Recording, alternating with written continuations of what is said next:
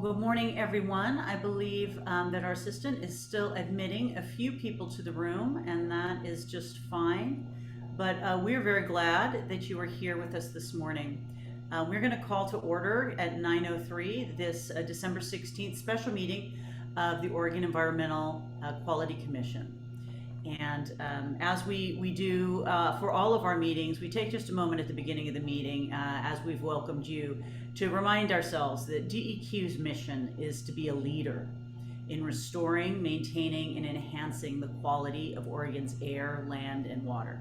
So when we come together like this, we are doing our very best to pursue that mission, and we welcome everybody who's joining us today for this important work.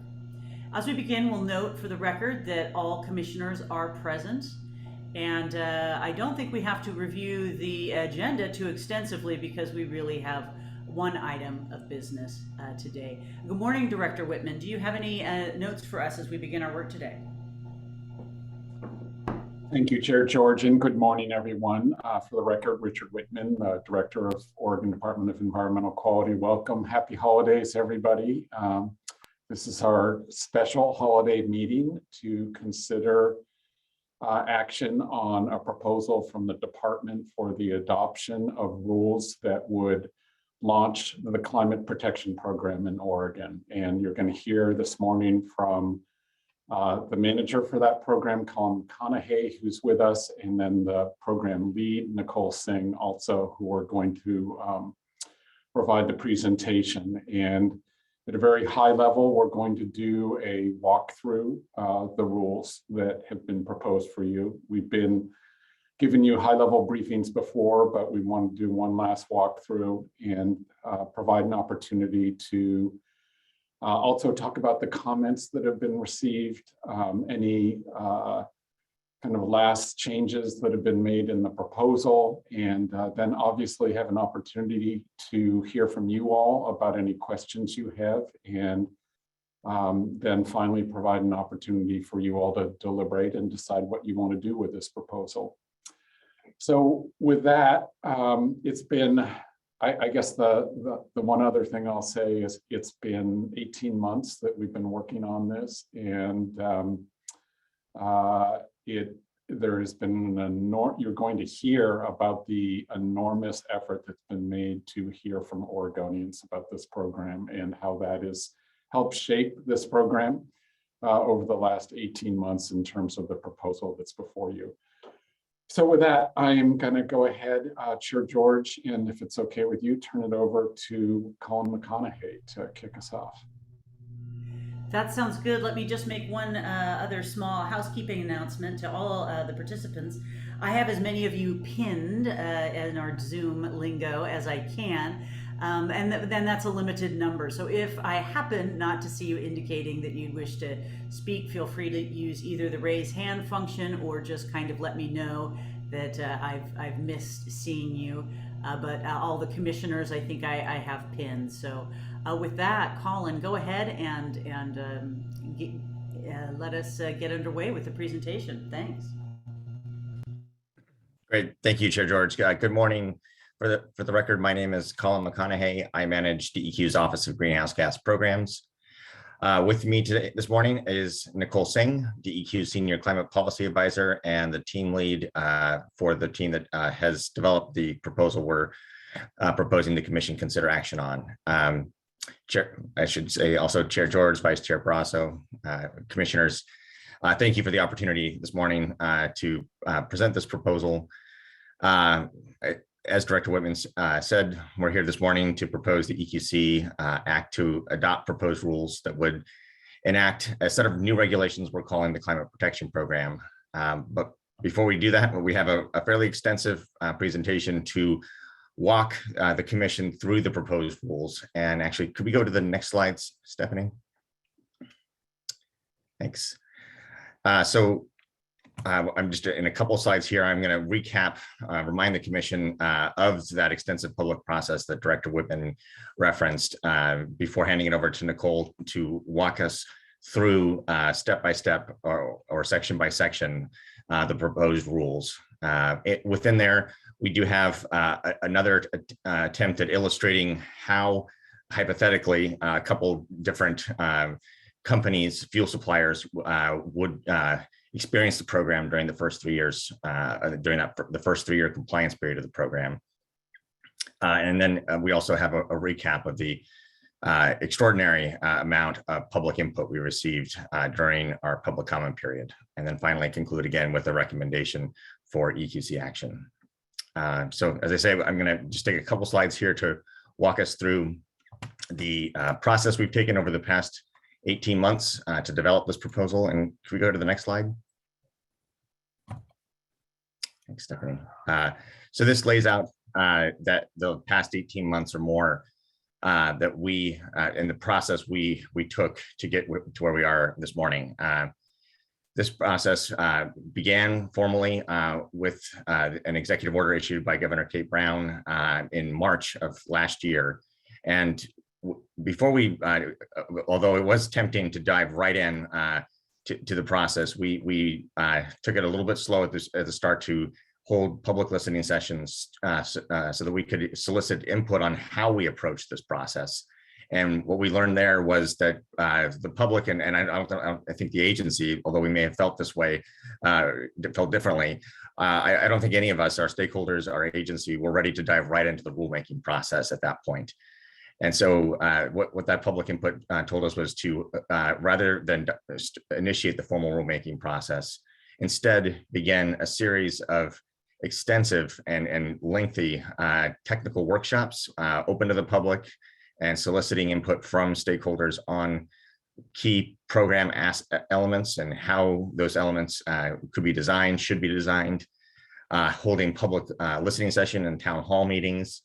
Overall, there was nearly a dozen of these meetings in this, what I'm going to call a pre-rulemaking or scoping phase over the latter half of last year, and extensive public input, attendance, much like we see today, well over 100 participants at every one of those meetings.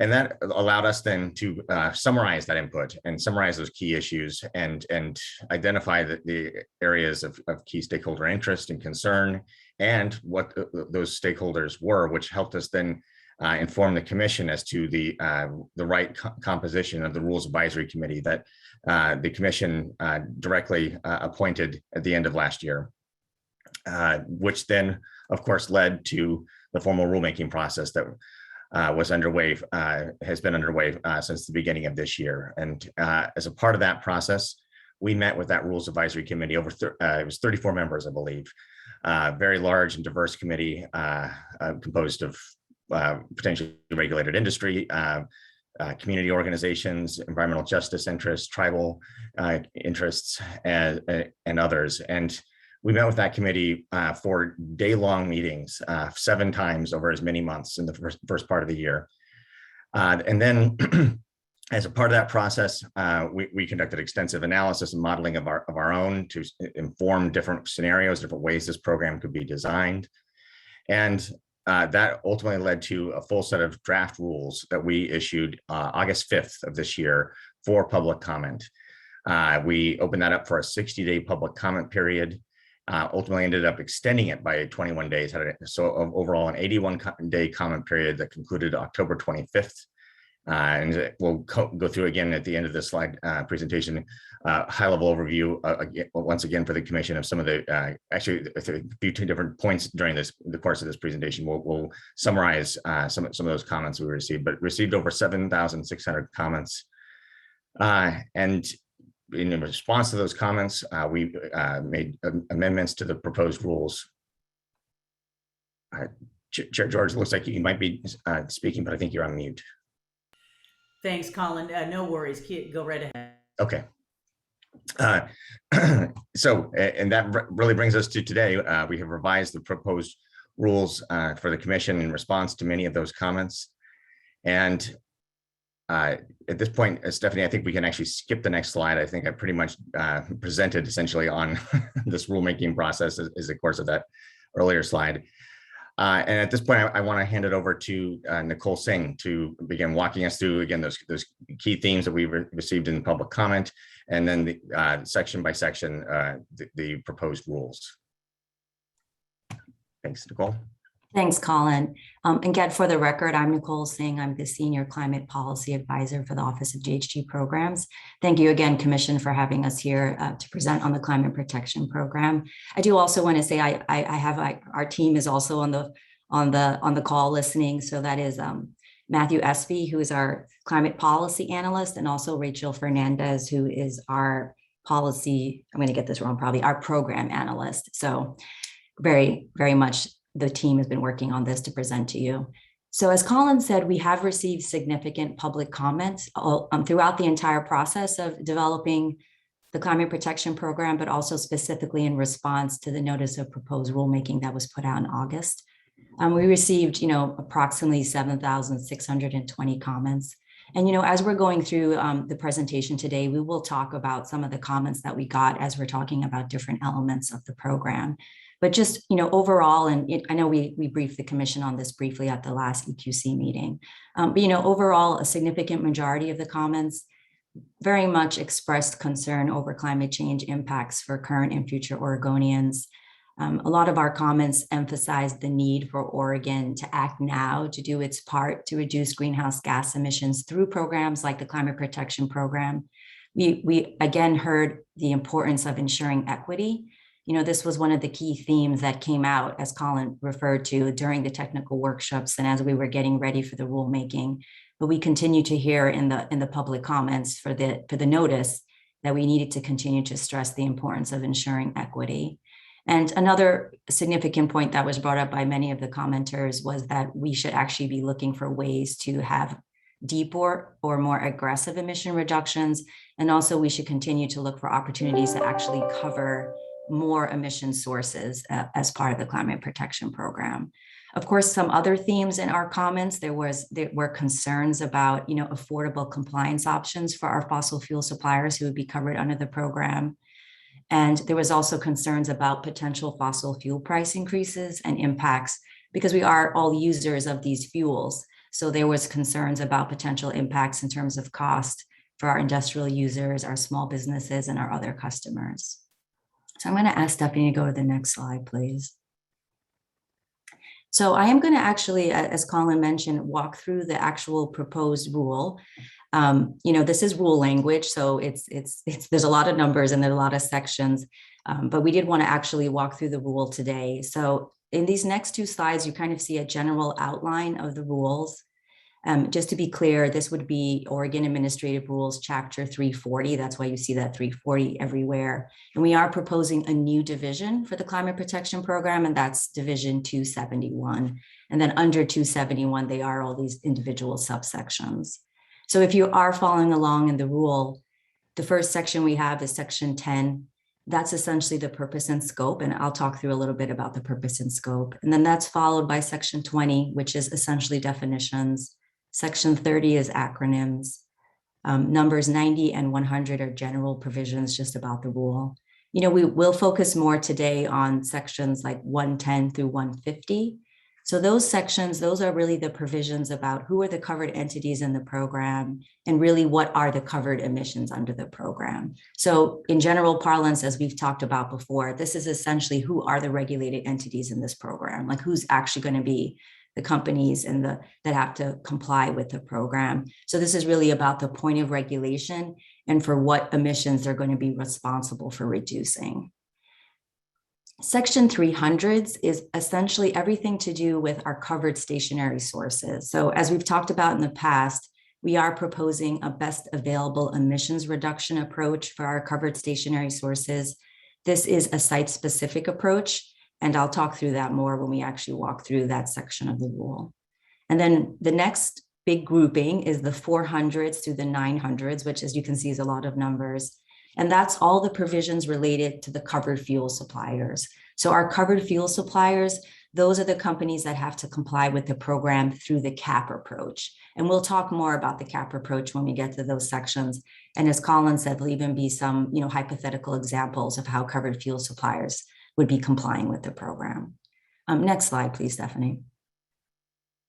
So within that 400 to 900, to give people a sense of orientation, The 400s is really the generation, the distribution, and the holding of the compliance instruments. Not obvious, but that's really the section that gets into what is the cap for the program. The 400s is also where we talk about what is the compliance period, what's the length of time for each compliance period. And again, that's really the area where we talk about how they demonstrate compliance, our fuel suppliers. The 500s is trading of compliance instruments. And then it skips ahead in numbers to basically the 800s and 900s. The 800 and the 900s, that section is, those sections, I should say, are all about community climate investments. And again, as we walk through that, I'll explain that section again.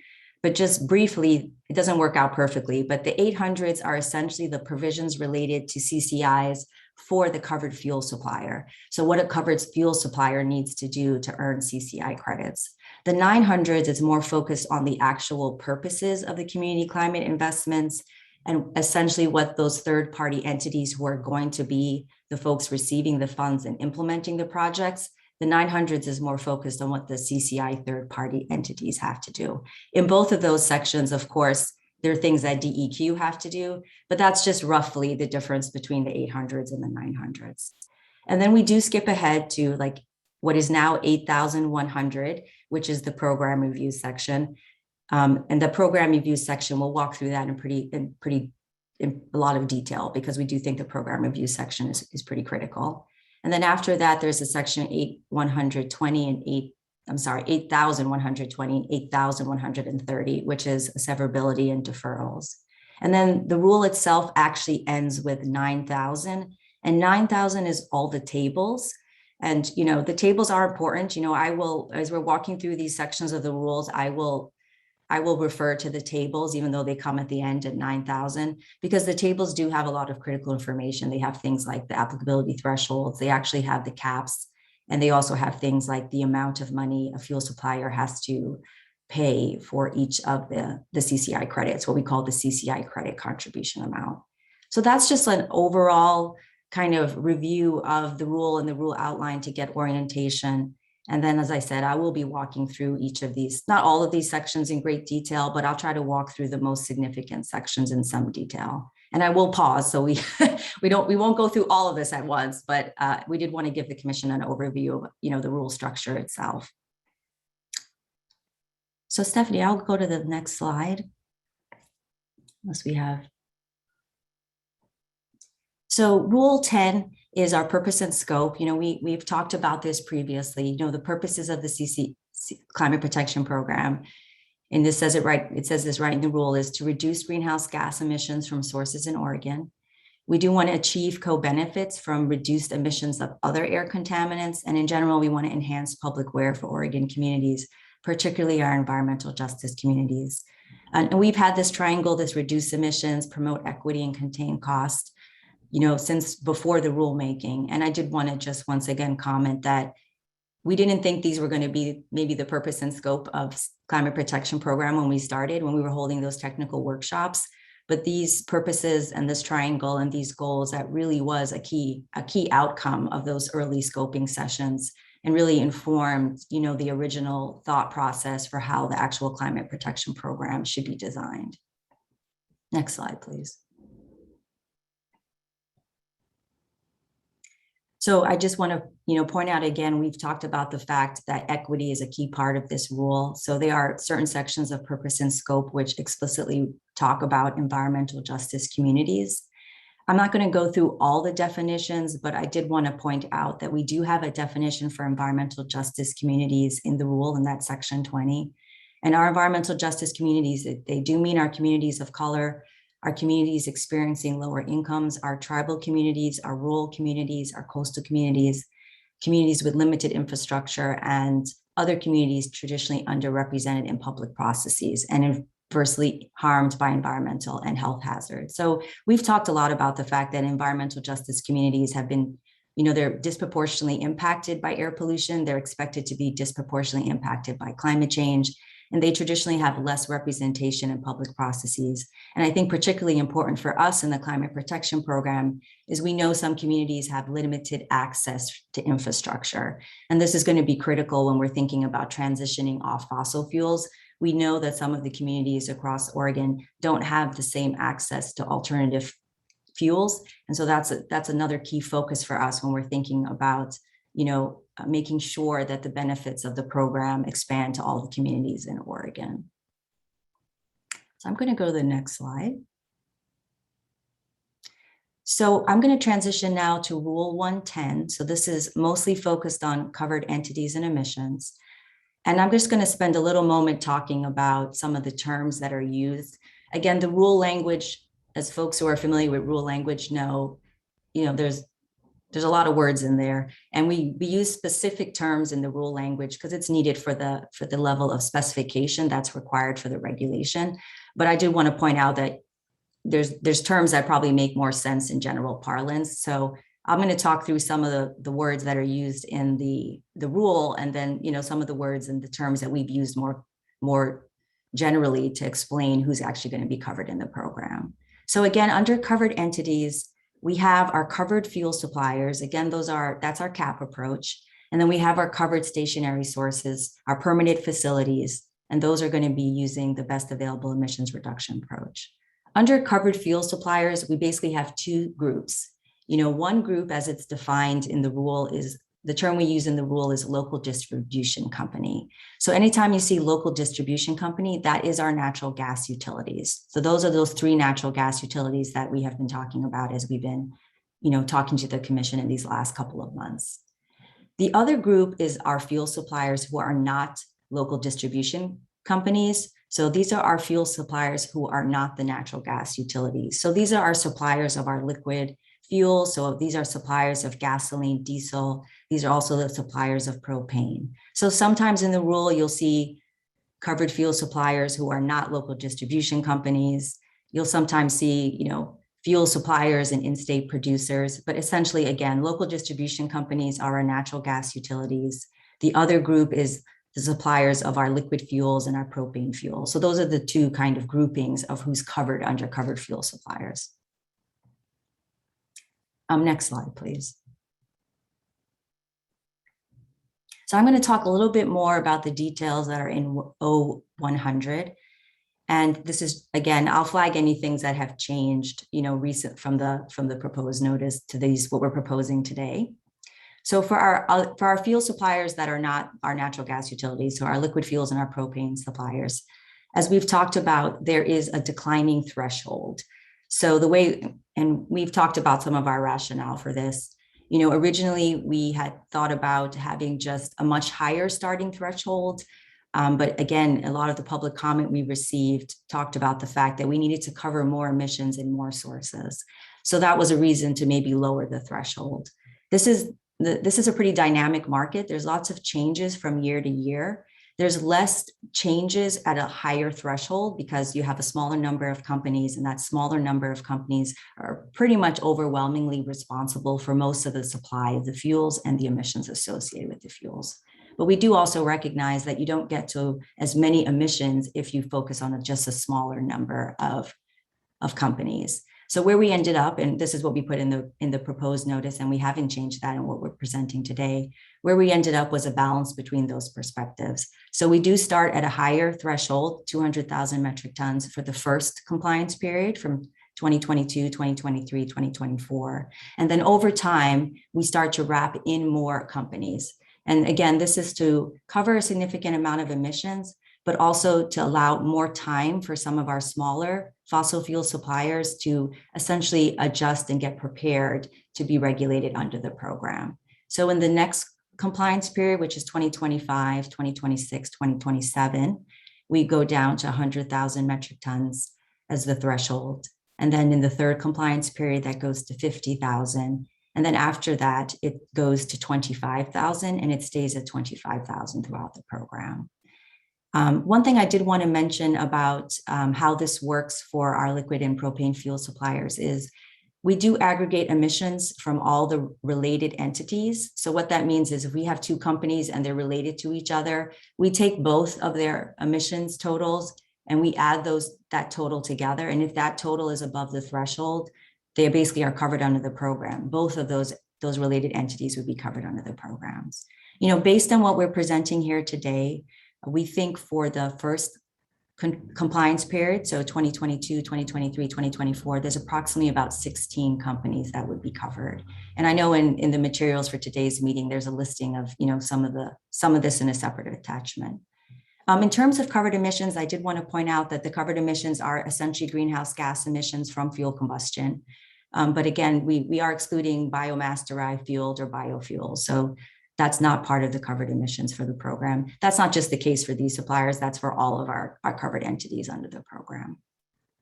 So that's essentially how the threshold works for our suppliers of fuels other than natural gas. So I'm going to move to the next slide, which is, I believe, going to be, yes, for our local distribution companies, using the language that's in Rule 100, or our natural gas utilities. Again, as we've talked about, these are our 3 natural gas utilities in Oregon. Covered emissions, again, are going to be greenhouse gas emissions from natural gas combustion.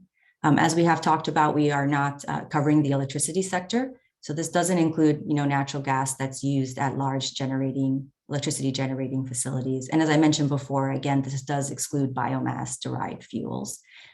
There is no threshold essentially for our local distribution companies. The 3 natural gas utilities are all covered in the program once the program starts in 2022. And then the third slide in this trio of slides, next slide, Stephanie, is our stationary sources, our best available emission reductions. Again, this is under Rule 100.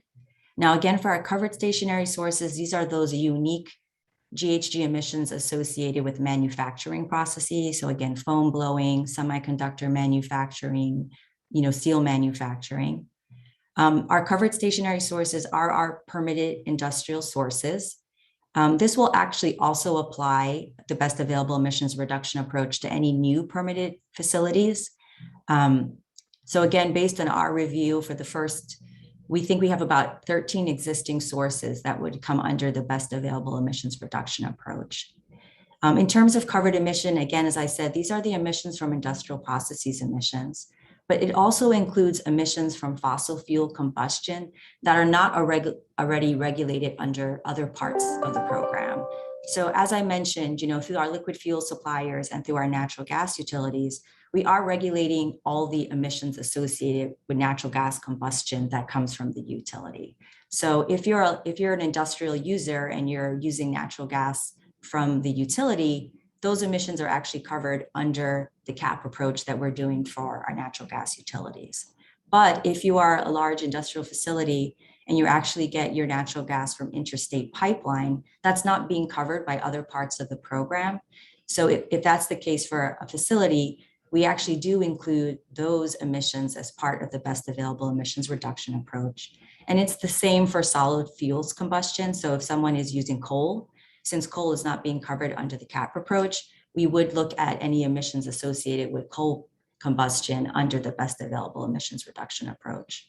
And as I said earlier, this also excludes biomass derived fuels.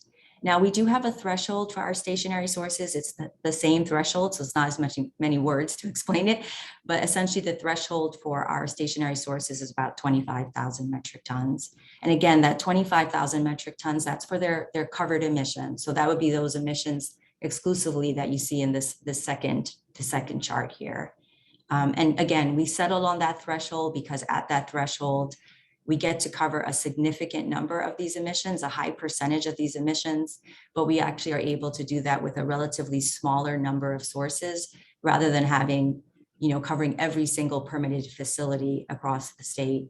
That doesn't really get us to a significant percentage of covered emissions. Okay, so I'm going to go to the next slide. So I'm going to talk through a little bit about the 300s, which is the best available emissions reduction approach, specifically before I get to the cap approach.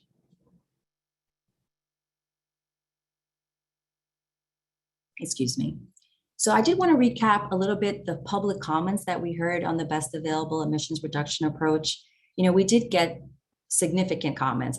We get significant comments on lots of things at 7,000 comments, but I did want to point out that we did receive a lot of comments did focus on the best available emissions reduction approach.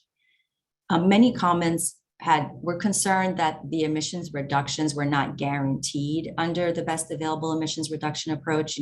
That's different than the cap approach. And so there was concern that, in actuality, we might see an increase in emissions from some of these sources. We also heard a lot of comments stressing the importance of on-site emissions reductions in general, not necessarily just for GHG emissions, but it was very important in a lot of comments that it was important for emissions to decline for nearby communities. So again, a lot of comments wanted mandatory targets.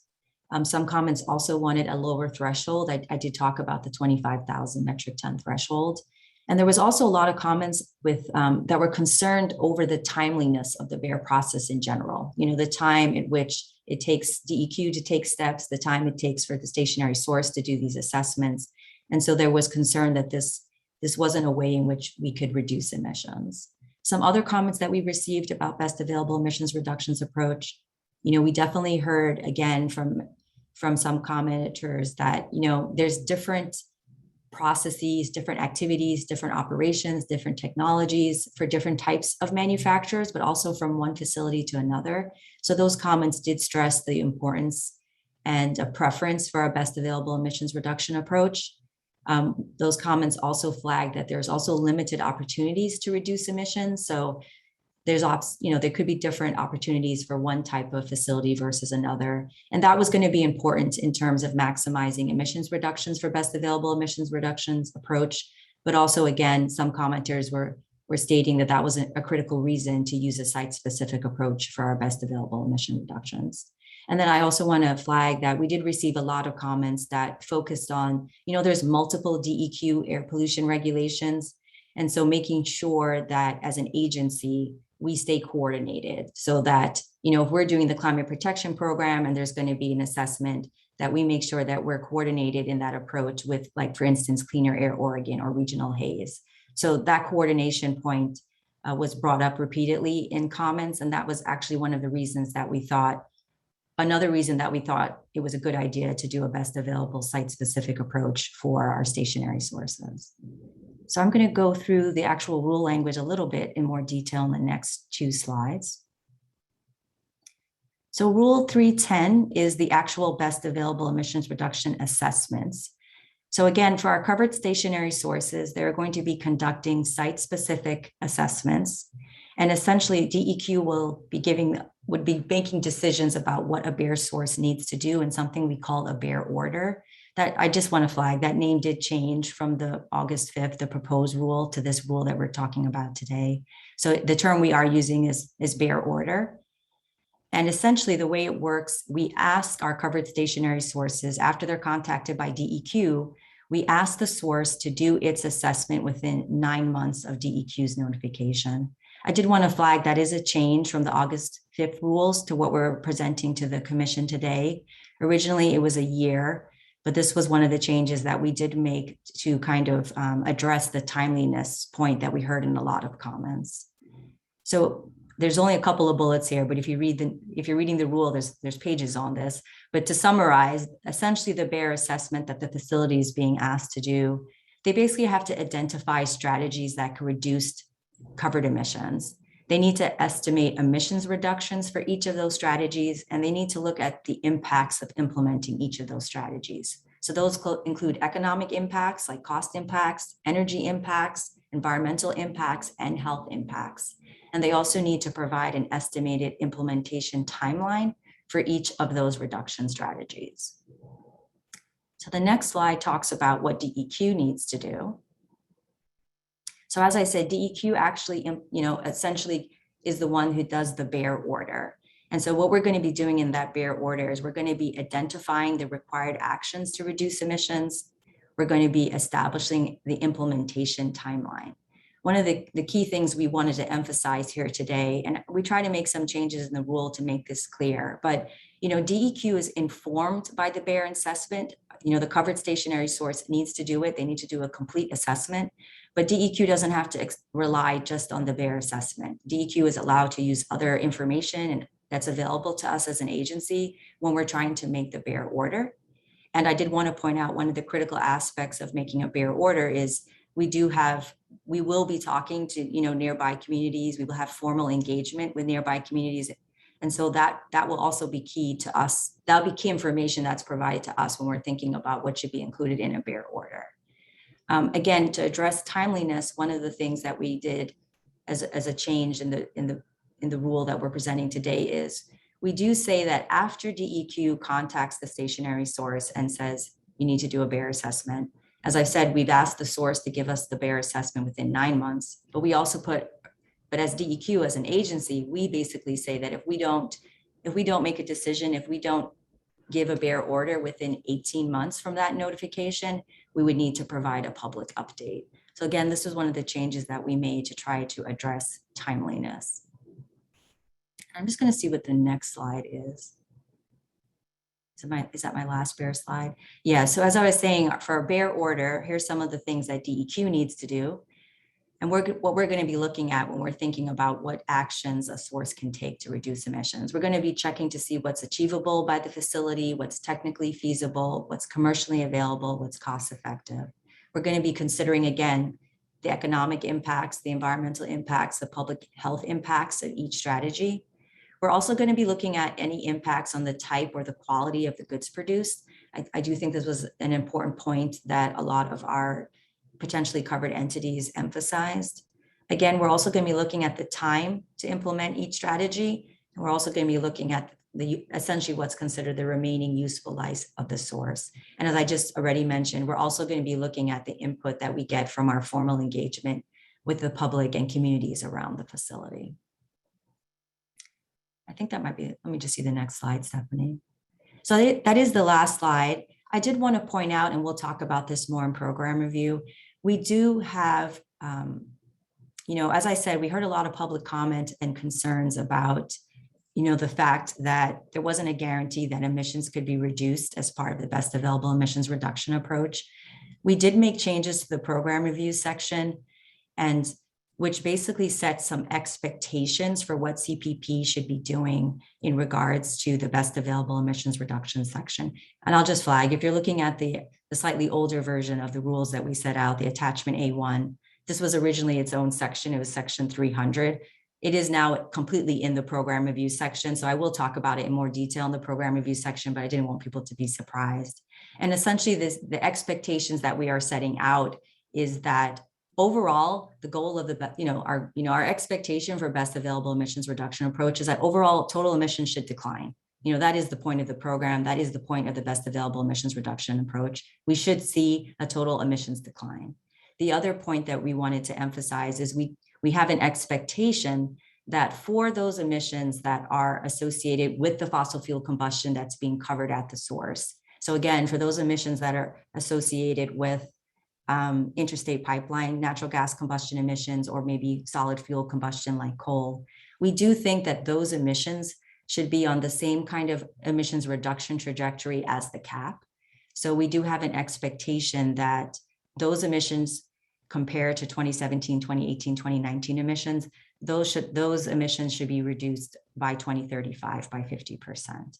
Now, I do still have to talk about the cap, so I'm actually going to talk about how we've changed the cap from the August 5th notice, but I did want to point that out now, and I'll talk about that in more detail when we get to the program review section. So the next bunch of slides are going to be on the covered fuel suppliers, and I'm happy to stop here to see if there are any questions right now on best available emissions reduction approach or anything I mentioned in the 300s, and then I can go on to the covered fuel suppliers section. I think you're doing a very good job, Nicole, because we don't see any questions at this time. So keep going. All right. Thank you, Chair George. So I'm not going to go all through the 400s and 900s in one blow, but I'm going to do a significant number up here at the beginning. So now transitioning over to the CAP approach, our covered fuel suppliers. So again, these are our natural gas utilities. These are our liquid fuels and our propane suppliers. And I just want to say, I know we're going through a lot of language, so I just want to take a step back and say, so again, our best available emissions reduction approach, it's a site-specific approach. We're getting information from the sources, and we're basically telling the sources exactly what they need to do.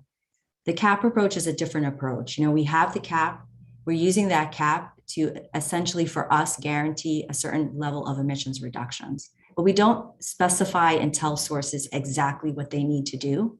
They have a couple of different ways in which they can comply with the program. And we don't specify how they do that. So as I'm walking through this section, we'll be talking about some of the things that are available to them in terms of what they can do to comply with the program. And Colin's actually going to be talking through some of these compliance strategies. But I did want to take that step back, at the beginning. We're not specifically telling sources what to do. We're not even specifically telling them how many emissions they're allowed to emit. What we say is we set a cap, and that cap is the overall limit on emissions. And each of these sources are going to have their own ways in which they comply. But what we do know is the cap is going to be the absolute limit. So this next section I'm talking about, the Rule 410, this generation of compliance instruments, this is really the section which gets to that. It gets to how is it that you're able to enforce these emissions reductions. So the way it's going to work for our covered fuel suppliers, they have to demonstrate compliance. They're basically going to have two ways to do that. They'll have the actual compliance instruments and they'll have the CCI credits. The compliance instruments are distributed by DEQ. So that's the part that we do. And the CCI credits, that's a voluntary option for fuel suppliers. It's one way in which they may also comply with the program. So the way it really works, it's pretty simple. Each compliance instrument basically authorizes the covered fuel supplier to emit 1 metric ton of carbon dioxide equivalent. So one compliance instrument is 1 metric ton. And when these entities have to demonstrate compliance, what they basically need to give to us is for every one of their covered emissions, so every ton of covered emissions, they either have to have a compliance instrument or a CCI credit. And there are limitations on how many CCI credits they can use. So this Rule 410, it refers to the fact that DEQ generates compliance instruments equal to the annual emissions cap. And of course, just to make things, you have to flip all the way to the end of the rule, which is in the 9,000s and table 2. And then when you see table 2, you actually can see the annual caps for the program. So that's that 2022 to 2050 numbers. And I think in the next slide, hopefully we have a demonstration of what the cap looks like. Yes, so again, you actually have to go to table 2 in Rule 9000, and you'll see each individual cap. But this is the way we've been presenting the information in the past. So this essentially is the climate protection program caps. When we initially put out the rule in August, what we were proposing was we're going to start the program in 2022, and we are going to reduce emissions on a trajectory such that by 2035, emissions are about 45% reduction, and by 2050, emissions are at 80%. What we are presenting here today is a different cap trajectory. We are presenting that we start at the same place in 2022, but we actually reduce emissions on track for 50% by 2035 and 90% by 2050. And I'll talk a little bit about, some of the public comment and some of our reasoning for this. So as we've talked about previously, that 2022 cap, that starting cap for the program, it's based on average 2017 through 2019 emissions. And we did get a lot of feedback. And I think in general, we can say a lot of support from stakeholders and in public comment that it made sense to start with 2017, 2018, 2019 emissions, because that's the data that we have. That's the data that's been reported through the reporting program that Oregon has. And I think that this is incredibly robust data. And I think many people agree that that is the most reliable data for us. And that's also the data that we're going to be using when we think about covered emissions and how these facilities have to comply with the program. But there were some trade-offs with moving to more recent data and earlier targets such as 1990. So that was one thinking for why we wanted to have a more significant emissions reduction. We also have a lot more information that has been released recently, a lot of more science-based, the IPCC report that have really stressed that we need to actually pick up our emissions reductions if we are hopeful to keeping to the 1.5 Celsius degrees. So we saw a lot more recent science information that says, we need to do more. We need to start moving to a 50% reduction in the 2030s. So kind of coupled with significant amount of public comment. I know we talked about this at our last commission meeting in November. We are presenting this more significant emissions reduction decline. And I do see that Director Whitman might have his hand up. So I'll stop. Yeah. Director Whitman. Yeah, thank you, Chair George, Commissioners, and Nicole. Sorry for the interruption, but I do want to kind of underline this point a little bit. We've been working on this for 18 months. There have been some significant changes over that time period, and One of them, Nicole just described, is the release of the third assessment report by the IPCC, which concluded that in order for us to achieve the goal of avoiding the worst effects of climate change, which requires us keeping the average temperature increase to 1.5 degrees Celsius, we need to be hitting net zero by 2050. That's essentially the key finding of that assessment report. And so we have gotten more, we are proposing to the commission that we have a more aggressive trajectory on this. It does go beyond what Governor Brown asked us to do in her executive order. But the fundamental reason for that is the science that's coming out about the importance of moving faster. The IPCC report also underlines the importance of early reductions. And so also increasing the rate of decline between now and 2035 is also important. I'm going to say one other important thing that has changed over the last 18 months. The Oregon legislature has taken some very significant actions to help us get there, get to these numbers. And in particular, I'm going to call out the 100% clean legislation that was passed in this last session in 2021 by getting us to a point where we will have completely clean electricity in Oregon by 2040. That actually makes the pathway to getting to this level of reduction in GHG emissions easier than it was 18 months ago, because we now have this partnership with clean electricity that helps us get to more aggressive levels of reduction. So those two things together, the science about climate change and the important policy work that the Oregon legislature has done, really open up this ability to be more aggressive and emphasize the need to be more aggressive. So apologies, Nicole. I just wanted to emphasize those points to the commission and to some degree the public so that you can understand why we are proposing to move more aggressively in this direction. Thanks. Well, thank you for that, Director. I think those are very important points, and I guess I would add one to that list. So absolutely right to state that this effort and our work needs to be founded in the very best science and the most current science. And for us, in this case, that certainly includes the IPCC report.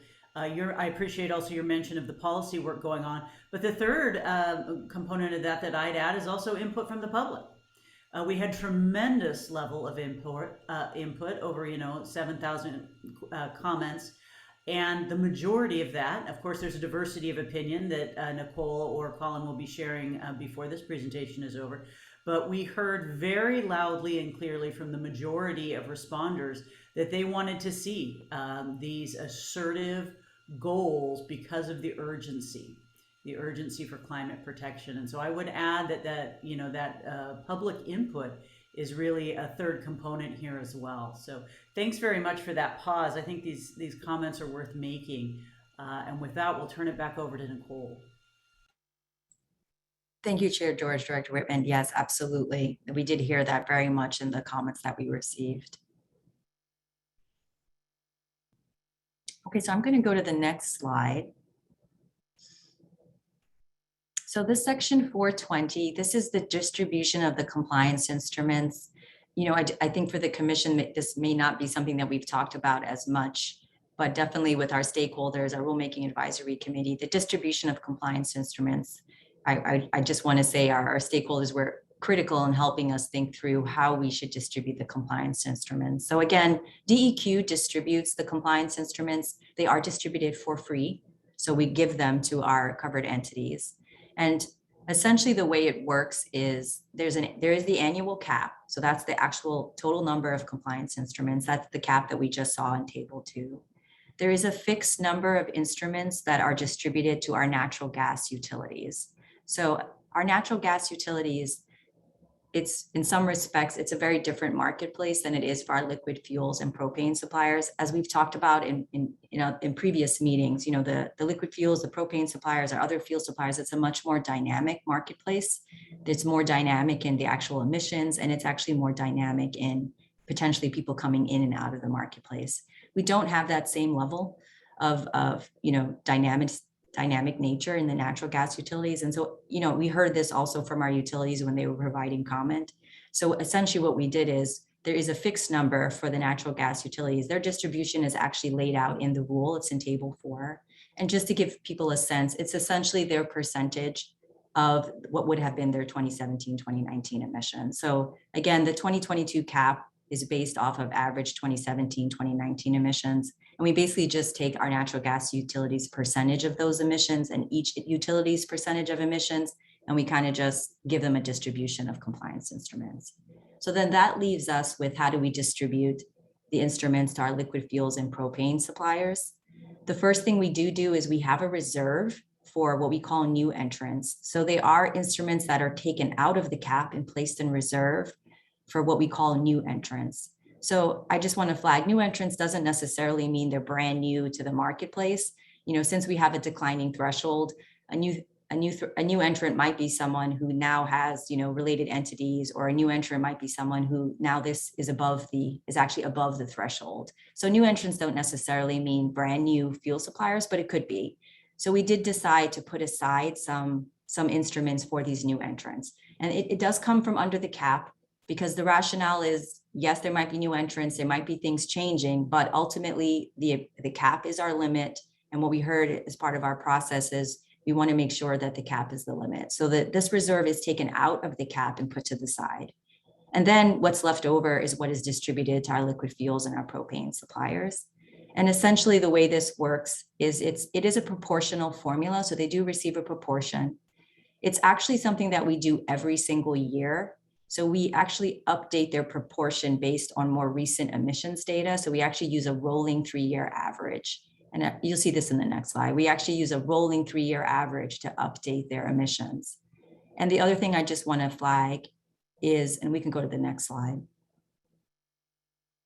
I think the next slide. Yes. The other thing I wanted to flag in how we do the distribution to our liquid fuels and propane suppliers is we look at their proportion of their covered emissions, but also their biofuel emissions when we're figuring out proportionality. Now, again, biofuels are not covered under the program. Emissions associated with biofuels are not covered. But our thought process here in talking through some of our stakeholders is it's tricky, because you want to make sure that you're incentivizing action that's going to reduce emissions, but you're also using people's total emissions to figure out their proportion of instruments. So by incorporating the biofuel emissions, what we're trying to do is say, well, if your emissions are using a higher proportion of biofuels, in some respects, we want to make sure that we're rewarding that behavior.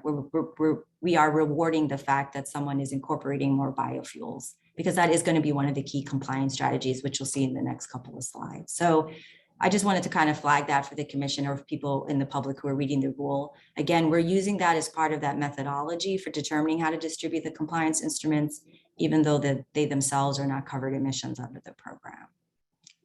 So the next slide, and I should say, you can see there's a bullet here. We at DEQ, we are committed to in the rule distributing the compliance instruments by March 31st.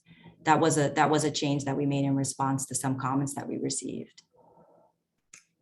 And then the next slide, slides 24 and 25, I think in 26, I'm going to talk a little bit about compliance instruments in more detail, and then we'll be able to talk through some of the hypothetical compliance examples.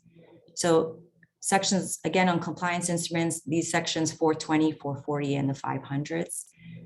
420, this is a brief section. It's the holding of compliance instruments. Basically, all we're saying here is that covered fuel suppliers can bank or hold compliance instruments indefinitely. So again, what that means is if we distribute instruments to you for the first compliance period and you don't use all of them, you can hold on to them and use them into the future. There's no limitation on time for how long you can use your compliance instruments. And again, partially this is to help incentivize early action. So if a covered fuel supplier is doing more to reduce their emissions, we want to reward them and allow them to continue to use those compliance instruments into the future. We also have unlimited trading of the compliance instruments. So covered fuel suppliers, again, if it's their choice, if they're able to have extra compliance instruments because they are reducing their emissions faster, they can trade that with other compliance instruments. With other covered fuel suppliers. Next slide, please. And then section rule 50, that is the demonstration of compliance and the compliance period sections. For 40, all we say is compliance periods are 3 years, as I've been saying, 2022, 2023, 2024. That is to help covered fuel suppliers, adjust to annual differences in emissions every year. So it's kind of to mitigate changes for them across a longer time horizon. It's also to give them time to adjust and make changes and to make plans for what they'd like to do in the future to reduce emissions. So again, we use a 3-year compliance period. It doesn't change the fact that the emissions are going down according to the cap. But again, we did think it was a good way in which we could give some flexibility to compliance entities as they're trying to figure out how they can comply with the program. The first compliance period is 2022 to 2024. The demonstration of compliance actually occurs in 2025, in November 28th of the, as you can see, here's the rule language, November 28th of the year after the compliance period. They have to demonstrate compliance. But for the first compliance period, that would actually be in like November of 2025. And as I said earlier, demonstration of compliance, you basically have to submit one compliance instrument or one CCI credit for all of your covered emissions. And we'll talk more about the CCIs a little bit later, but they are limitations to how many CCIs they can use.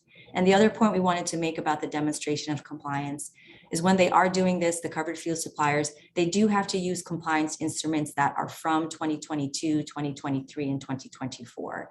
You can't use compliance instruments from a future period for previous year's compliance. And again, that's just another way in which we're trying to ensure the integrity of the emissions reduction under the cap. So I think the next slide kind of gives a little bit of a timeline for how it works for the timing of distribution, reporting, and compliance. So again, we've committed to distributing our compliance instruments by March of each year, so in the first quarter. So if you think of the program starts in 2022, we're going to be distributing our 2022 compliance instruments in the first quarter of the year. We do the same thing in 2023. But in terms of how reporting works, again, reporting, it follows behind. So in 2023, that's actually when our covered fuel suppliers are reporting their 2022 emissions. And then there's an entire process that our reporting team goes through. We have third-party verification, so we can all, there's a very robust process that our reporting team goes through to look at the reported emissions. So the same thing happens in 2024. We distribute instruments in the first quarter of the year. And then again, our covered fuel suppliers are actually reporting their 2023 emissions in 2024. The same thing happens in 2025. Our covered fuel suppliers are reporting their 2024 emissions in 2025. So that is the reason that we have the compliance demonstration for the first compliance period, 2022, 2023, 2024. That's the reason that occurs in November of 2025. So I think that's the last section. I know I just touched upon demonstration of compliance, so I think I would turn it over right now to Colin, and Colin's going to talk through some hypothetical examples of how our covered fuel suppliers could comply in the program. I know we have talked through some of these hypothetical illustrations in the past, but there's always a new nuance to them, so we wanted to add some more information to these examples that we're going to be providing. And I guess I'll just turn it over to you, Colin, unless there's questions now or any comments, anything I missed. Okay. Yeah, thanks, Nicole. We will pause here. This is a bit of a shift. If there was any questions about all that information that Nicole just presented, happy to take those before we dive into these hypothetical illustrations. I'm not seeing any hands. I think the hypothetical examples are going to be very helpful. So let's go ahead and move into those. Thank you, Chair George. I hope so. Because this program is not prescriptive, at least the CAP portion of the program in particular is not prescriptive. I think it's often challenging for any of us, even those who have been working on this full time for the past 18 months or more. It's challenging for us to think about exactly what this might effectuate and how this will play out. And of course, the only thing we know is we don't know exactly how it will play out, how fuel suppliers will comply with the program. That's in many ways a key part of a policy like this, is we allow the regulated entities to determine how to comply best with the program for their business.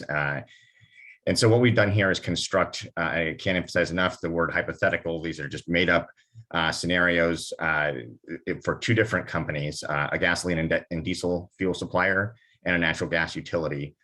And we chose those two different types of fuel suppliers because while there are some common compliance strategies, such as supplying more renewable versions of the fuels they provide, there's also some distinct compliance strategies for these two companies. And so we can go into the next slide, please, Stephanie. So I'm going to just dive right in here, and we're going to choose two names here for these companies just to make it easy to mention them and compare them. So the first here is Acme Fuels. That's our gasoline and diesel supplier. And we've, again, we use a lot of round numbers here as much as we can for ease here. This company, during that baseline period that Nicole mentioned, that we used to set the initial 2022 cap, in that baseline 3-year period of 2017, 18, and 19, on average, each year, this company supplied 2.5 million tons each of fossil gasoline and fossil diesel, and those would generate a compliance obligation in the program at the start of 2022 of 5 million tons, meaning in those years, had the CPP been in effect, they would have needed 5 million compliance instruments, or a combination of compliance instruments and CCI credits, to cover those 5 million tons from fossil diesel and gasoline. We've also, in this construct, said that the company is supplying much smaller volumes of a few different renewable fuels, ethanol, biodiesel, and renewable diesel. And those fuels, as Nicole mentioned, would not generate a compliance obligation.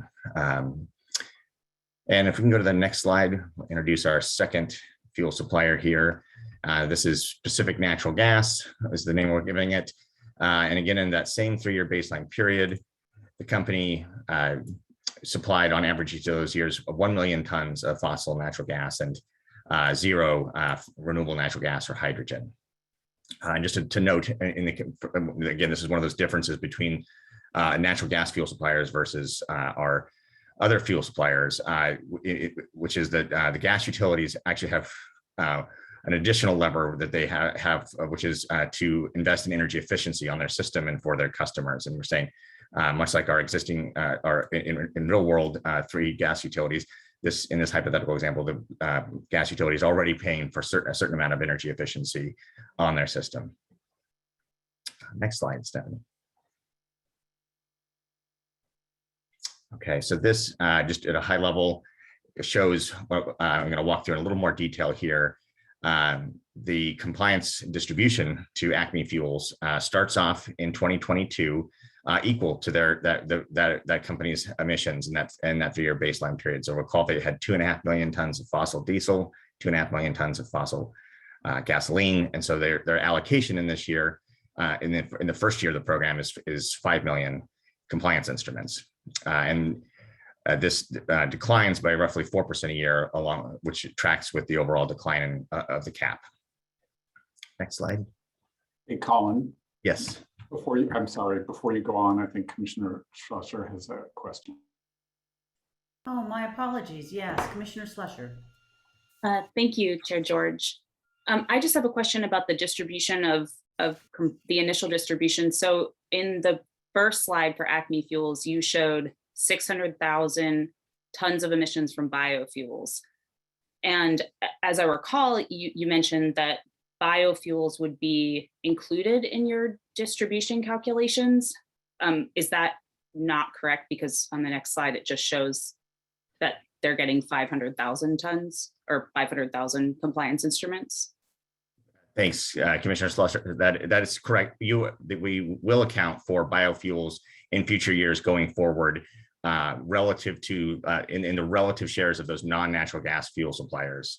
Now, for purposes of illustration in simple numbers here, and because we have not gained this out further with additional non-natural gas fuel suppliers other than this one company, Commissioner, we have not been able to illustrate that nuance, that complexity. It is a very important one, though. I think in reality, as Nicole said, we don't want to penalize fuel suppliers for supplying less fossil fuels and more biofuels. But so I really appreciate actually you flagging this, because it is, you are absolutely correct that we would in future years, when we've assessed the relative shares of these non-natural gas fuel suppliers, include in that their supply of biofuels.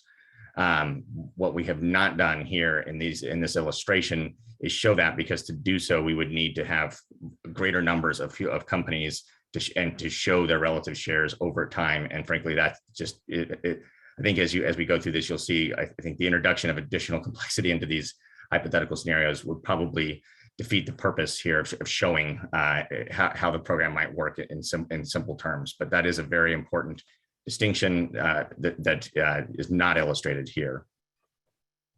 Thank Thank you, you. Colin. Vice Chair Barrasso.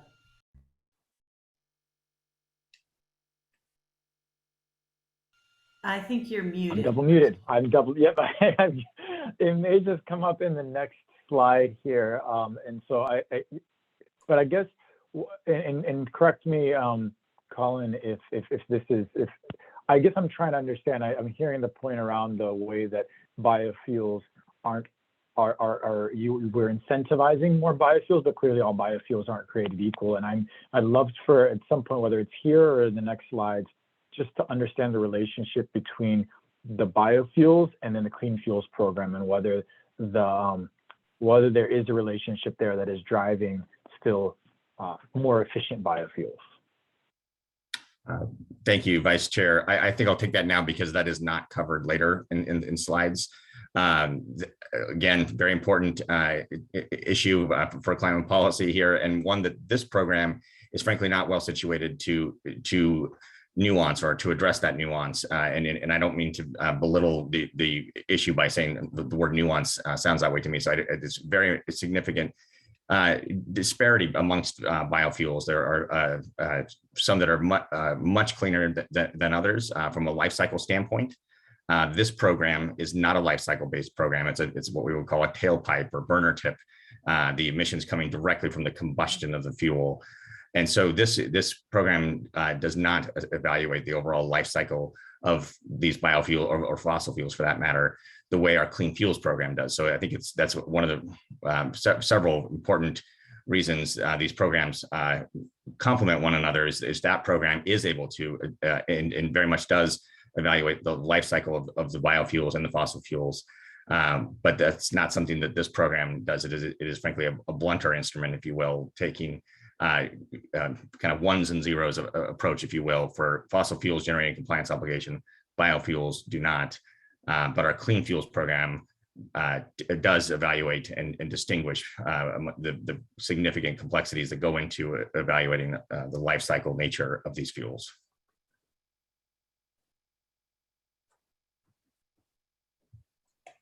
Thank you. Chair George. Apologize, Director Whitman.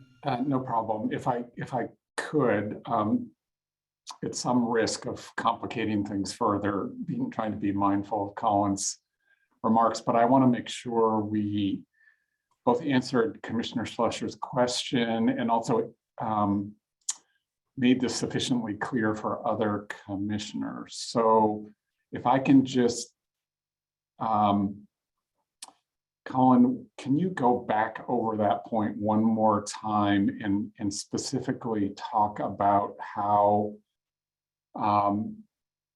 biofuels, renewable fuels are considered in the allocation of compliance instruments to fuel suppliers in future years if they've provided biofuel, renewable fuel in a particular year? I think it would be helpful for other commissioners. Thanks. Yeah, I'm happy to, Director. So what we have done here, each year the CAP, we have a certain number of compliance instruments to distribute, as Nicole mentioned earlier, freely and directly to the regulated fuel suppliers. Each year, a portion of that cap, and this is prescribed in rule, one of those tables at the end in that 9,000 section that Nicole mentioned, there's a table that lays out the cap and the specific number of instruments that in that cap each year. And in each year, there's also a table that lays out a specific number of instruments that are allocated to natural gas utilities. We've said because they have a relative static market share, there's a portion of the cap that gets peeled off and allocated directly to natural gas utilities. And then the remaining cap, that is what gets distributed to these non-natural gas fuel suppliers. And the portion of that remaining cap that gets allocated to any one fuel supplier is its relative shares, are their relative shares to one another.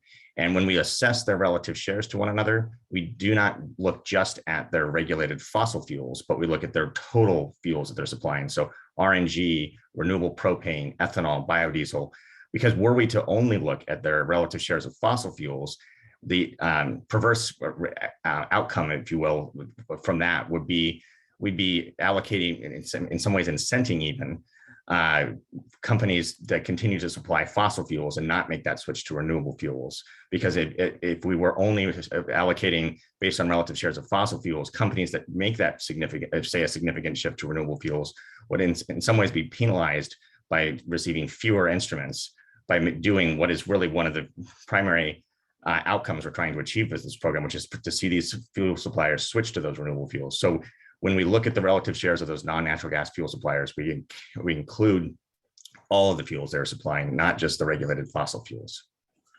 Director, did that clarify the point you were hoping to make?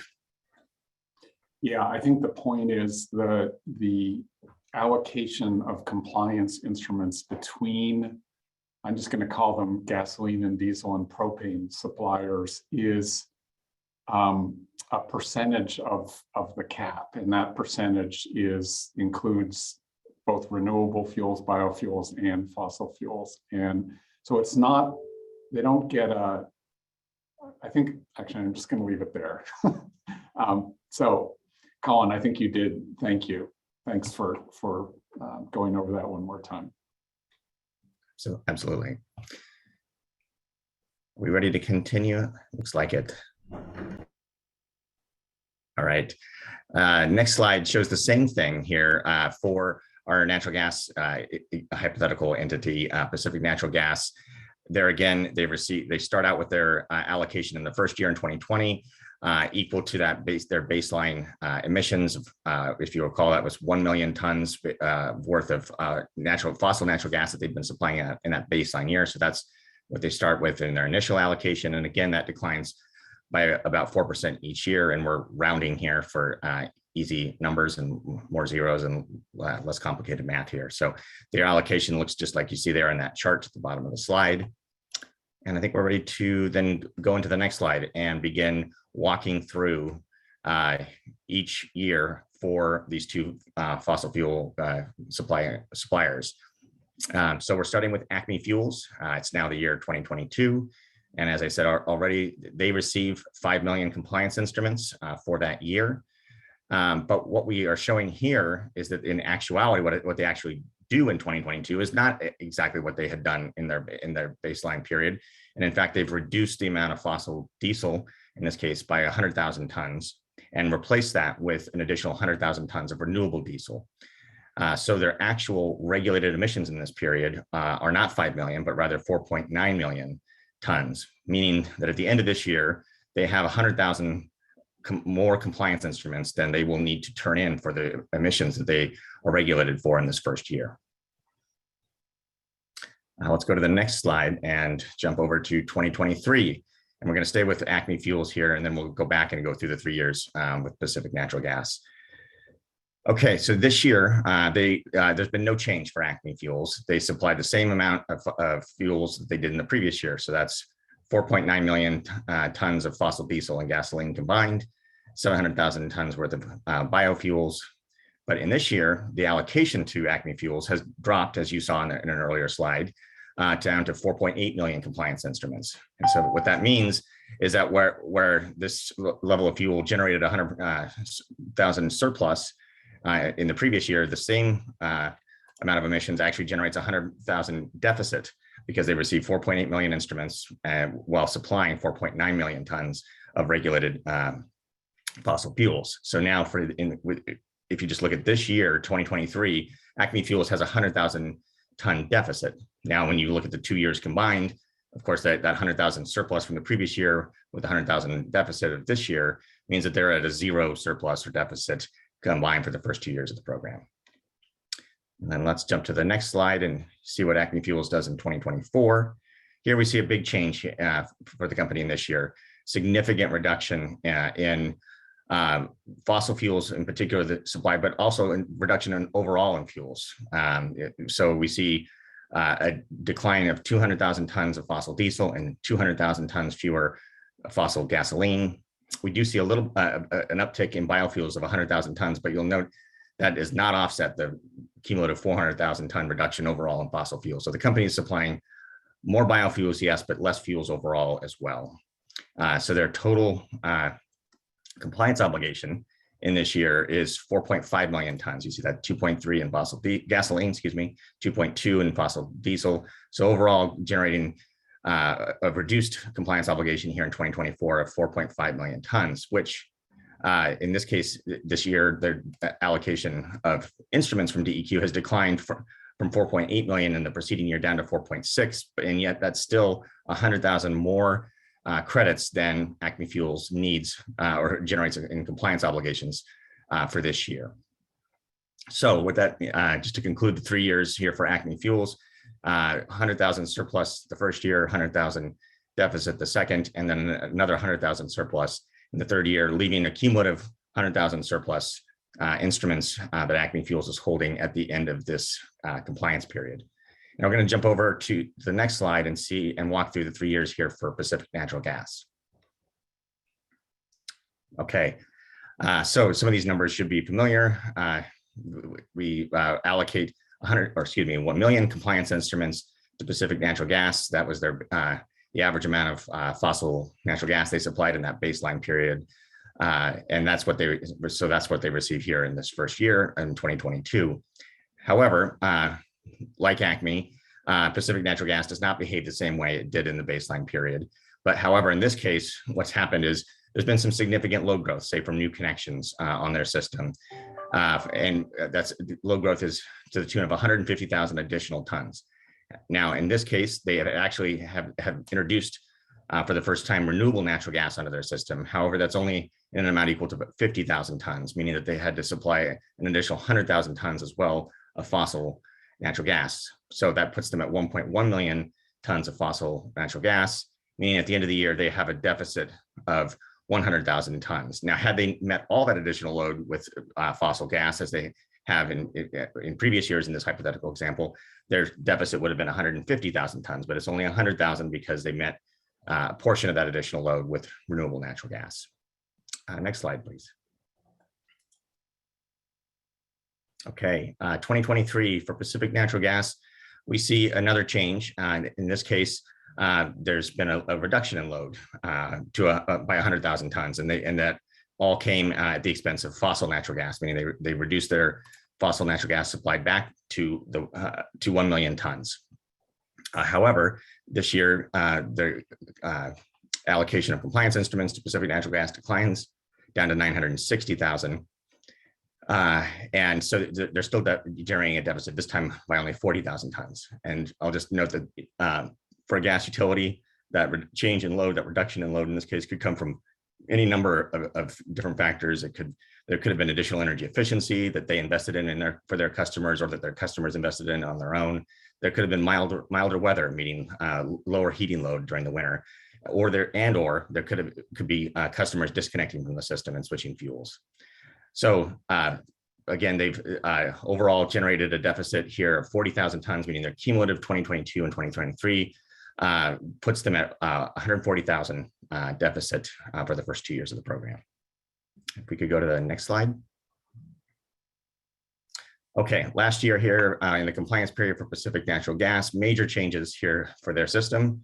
In 2024, significant reduction in load. The reduction is cumulative is 160,000, 140,000 overall reduction in load for their system, but they have introduced an additional amount of renewable natural gas and hydrogen for the first time, going up to 60,000 tons worth of, 110,000 tons worth of those renewable fuels that do not generate a compliance obligation, meaning that their fossil natural gas declined by 200,000 in this year. So despite the reduction in allocation further in 2024 down to 920,000 compliance instruments, that 800,000 tons worth of fossil natural gas means that now for the first time they've generated a surplus of 120,000 in 2024. So taking that surplus of 120,000 and the cumulative deficit that they entered the year with of 140,000, the net result here for Pacific Natural Gas at the end of our 3-year compliance period is a 20,000 deficit. Let's go to the next slide just to wrap up. I just want to pause here. I've thrown a lot of numbers at you, and I'm now doing it all combined here. This is the cumulative results here for the two companies. And I'm just going to point out on the bottom row, the excess or shortfall for the two companies to remind you. Acme ended the year with a cumulative excess or surplus of 100,000 instruments. And again, as I just said, Pacific Natural Gas ended the compliance period with a deficit of 20,000. And now I think we're going to jump to actually 2025. As Nicole mentioned, this is the year in which the actual compliance event, as we refer to it, occurs. Again, November 28th is the date proposed in the rules.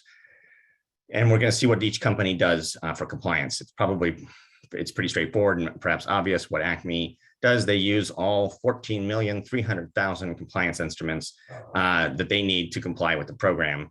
Now they received 14,400,000. So they, again, are holding on to an additional 100,000 compliance instruments. And they can hold on to those indefinitely and bank them into the future for future use, or they can trade or sell them to another company.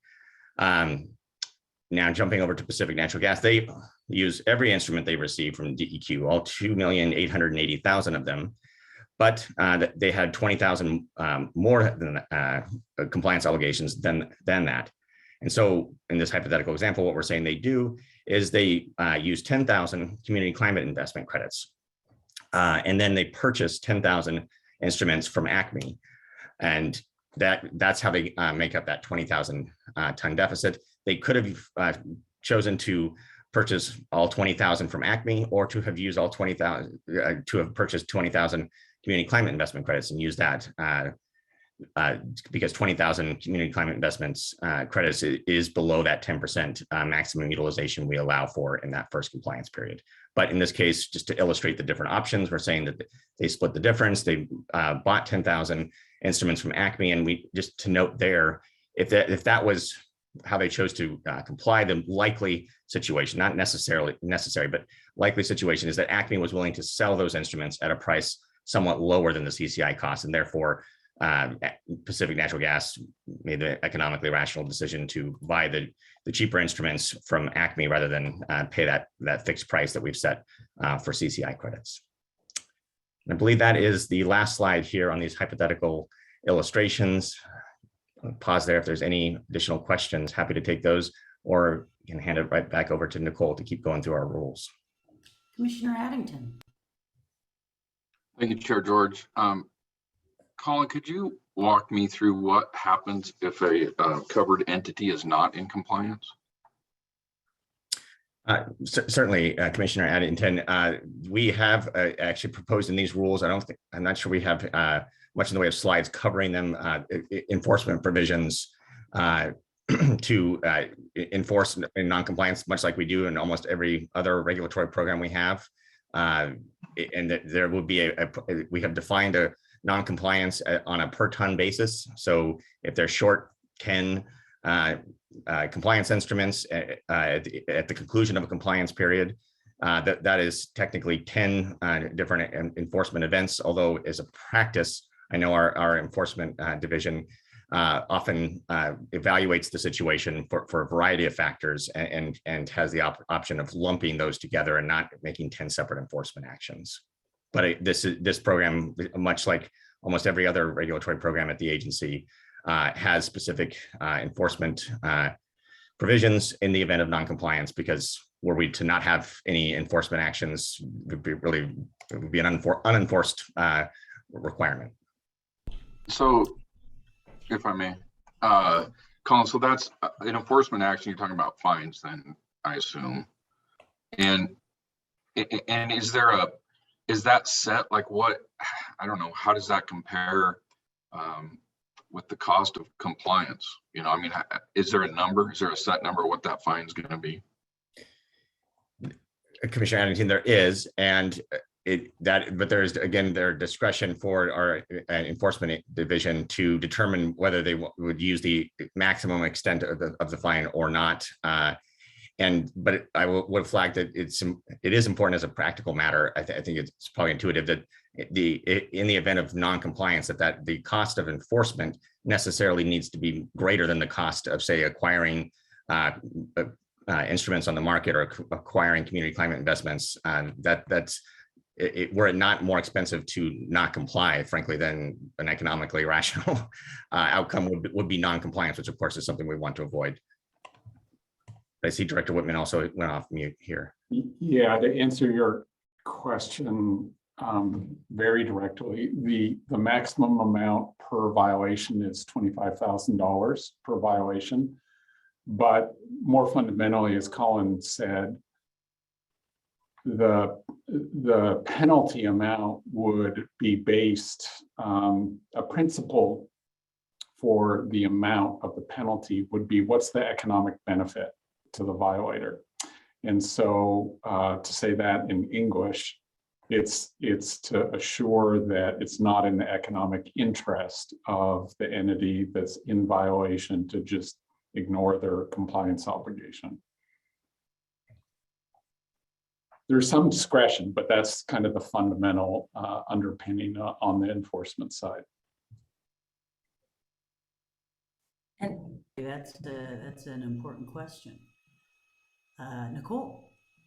And I would just add, as Colin said, those kinds of changes and what Director Whitman said and Colin, that's why the Division 12 is included in the attachment, because Division 12 is enforcement provisions.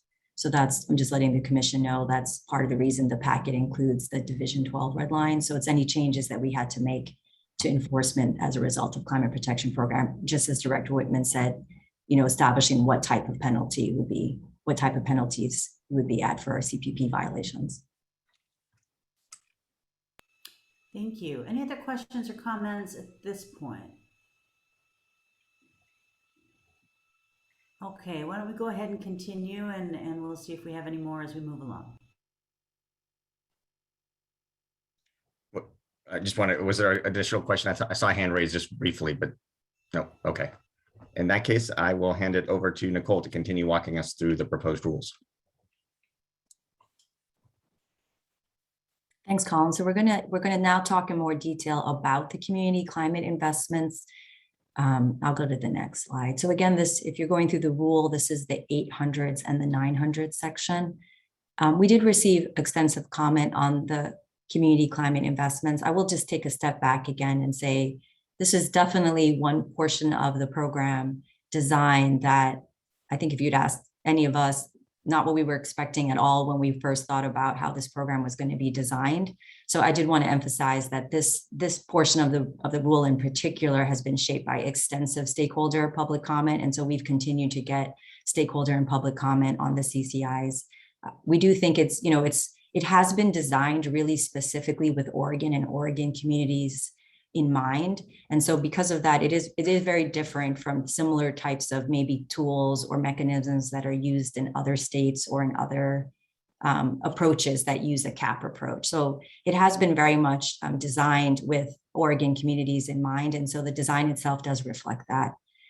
So what we have heard in terms of public comment on CCI is, we've heard over and over again that we need to ensure that each CCI credit reduces at least 1 ton of greenhouse gas emissions. So again, the CCIs, and I'll talk through this more, it's an option for covered fuel suppliers. So as Colin mentioned, if they're not able to achieve all their emissions reduction, we do create this program where if they contribute a certain amount of money, into what we call these CCI entities, these CCI third-party entities, who would then invest in projects that reduce emissions across Oregon. We've heard over and over again that calculation has to be that each of these tons are equal to one CCI credit. So again, on average, if we're going to give a CCI credit, or we need to ensure that that is equivalent to a 1 ton GHG emissions reduction.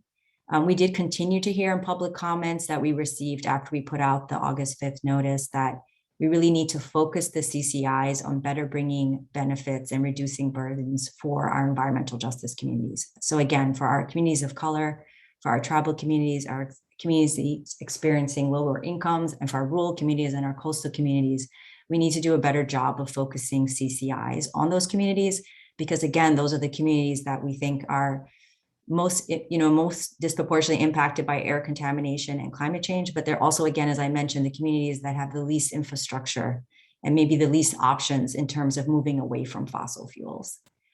We also heard that there was a lot of concern. We heard this throughout the entire process, and I know the commission heard this at a lot of the public hearings.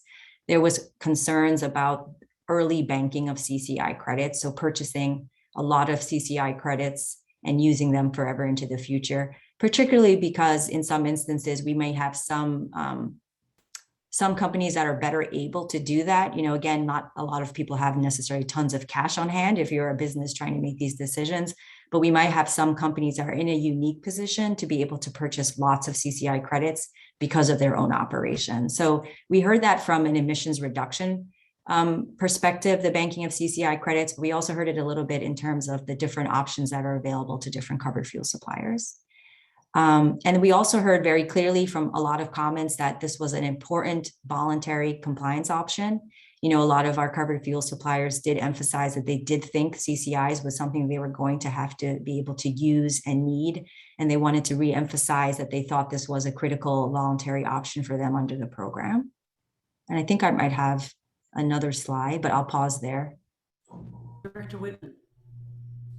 Yeah, thank you, Chair George. And again, I want to emphasize something here that's really important to this program, and that is, again, the voluntary nature of CCIs. We are not requiring natural gas utilities or gasoline or diesel suppliers to acquire or pay into the CCI fund. This is an option that they have for complying. They can, as the commission heard back in November on the gasoline and diesel side, we have a very successful clean fuels program. We also are making our vehicles more and more efficient with standards that require better and better mileage and lower emissions. So there are options for gasoline and diesel suppliers. Also in the natural gas realm, our utilities are working actively on alternatives around renewable natural gas and green hydrogen. They also are investing in energy efficiency. So I just want to emphasize the CCIs are kind of a backstop voluntary means for these industries to be in compliance with the program. They are not the only, or hopefully not even primary way necessarily that they will comply with the requirements in this program. So we're going to spend a lot of time on CCIs, and it is important to understand this part of the proposed program, but I just wanted to emphasize that point at the beginning of this part of the presentation.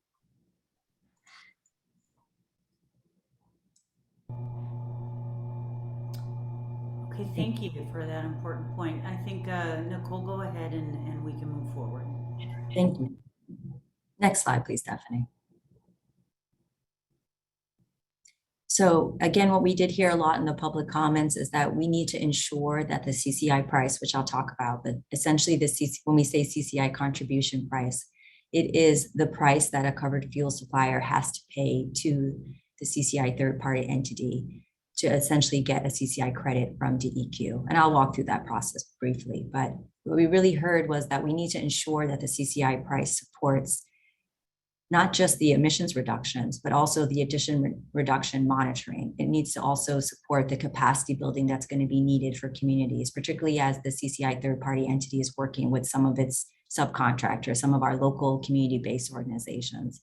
And as I just said earlier, we need to ensure that the price achieves that 1 ton of emissions reduction on average per credit issued.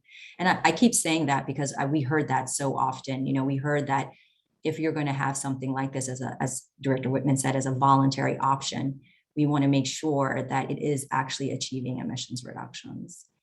We also heard comments about improving the accountability of the CCI third-party entities and processes for selecting those entities. And we took those comments to heart in terms of some of the changes that we made in the rule for today. We also talked about we also received a lot of comments about how many CCIs could be used for compliance. So we did have comments that said we should lower the percentage that could be used as part of the compliance demonstrations. And I'll talk through what we actually ended up with. But we also got comments that we should actually increase the percentage that should be allowed to be used by covered fuel suppliers when they're demonstrating compliance. And we also received lots of comments about CCI projects and what is eligible to be a CCI project. So I should say the way it works in the rule, CCI projects have to reduce anthropogenic greenhouse gas emissions. We have designed the program to focus on that because the real focus of the climate protection program is helping with that transition off of fossil fuels. And as we talked about earlier, we know that there are going to be some challenges in trying to do that transition. Particularly, there's going to be some opportunities in some parts of states and some communities that are not available to other communities. So when we think about how the CCI monies should be reinvested, we've prioritized that those investments should be in projects that reduce greenhouse gas emissions, whether that's in weatherization, whether that's in more efficient appliances, whether that's in infrastructure for electric, transit, public transit, electric vehicles.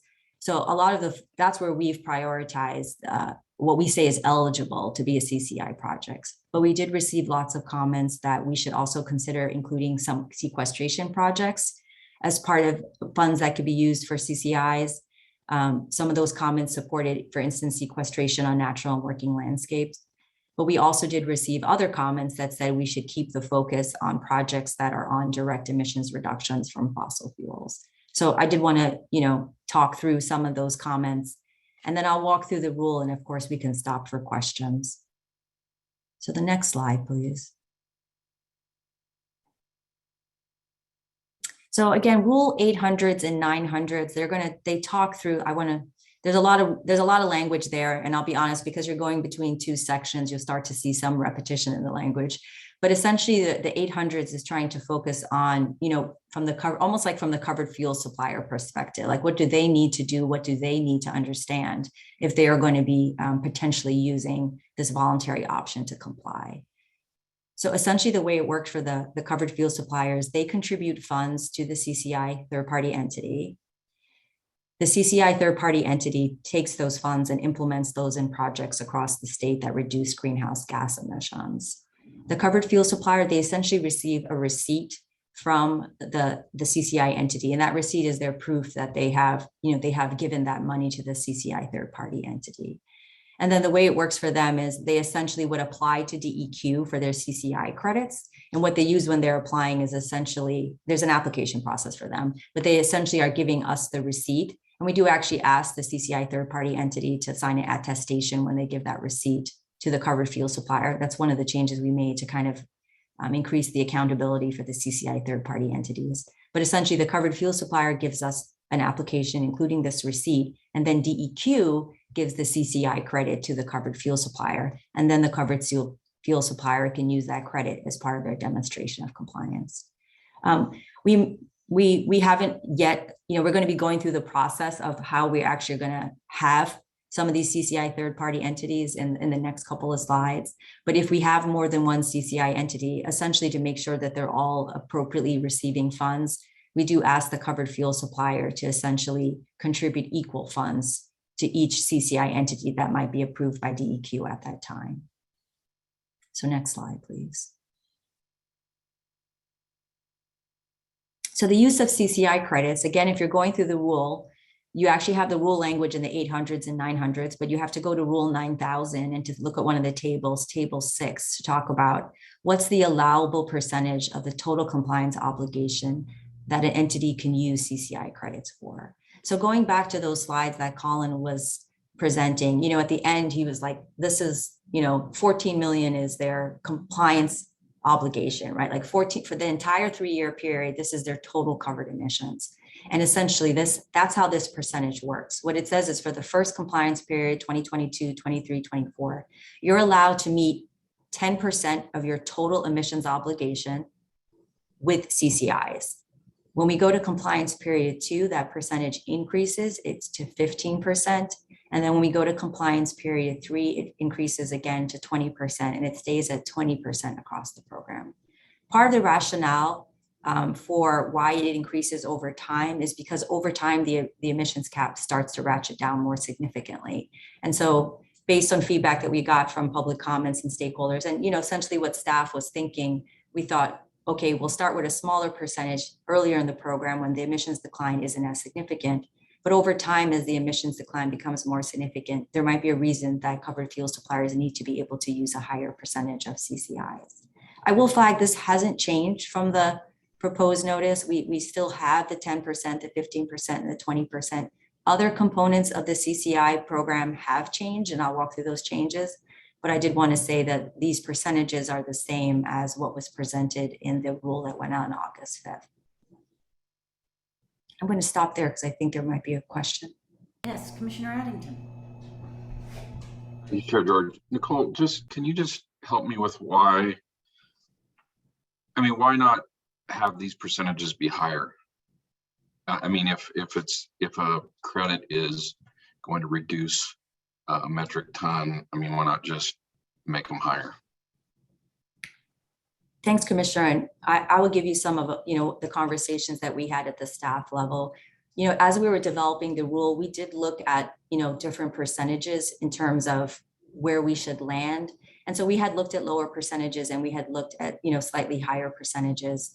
You know, what we had heard from stakeholders and what we heard from some of our technical workshops was, you know, this was more of an appropriate balance in terms of giving compliance entities some flexibility. You know, it is emissions. I mean, I think we should be clear that these are emissions that are not in some respects under the cap because you are able to invest in these CCI projects.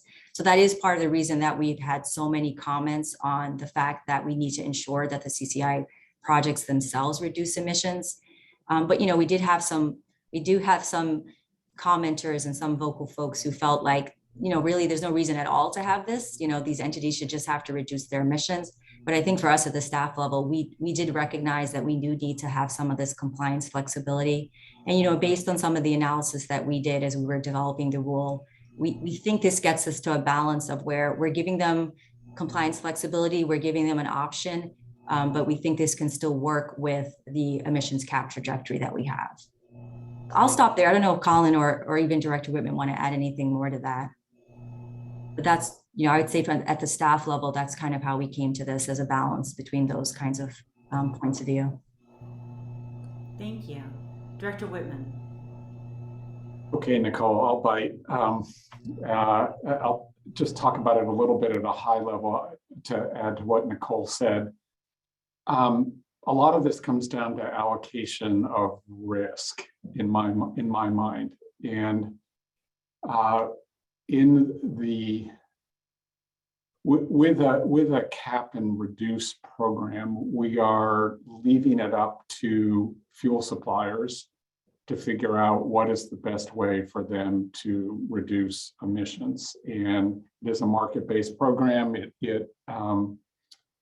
is designed to lead to, you know, least cost ways of reducing greenhouse gas emissions. To the extent we allow those covered entities to comply by paying into a fund, the use of that fund to reduce emissions it's being administered by the CCI entity. We're overseeing it and tracking it to make sure that it results in emissions reductions. But once a covered entity pays into the fund, they have met their obligation. They don't have the risk of whether or not the use of those dollars is going to actually be effective in reducing emissions.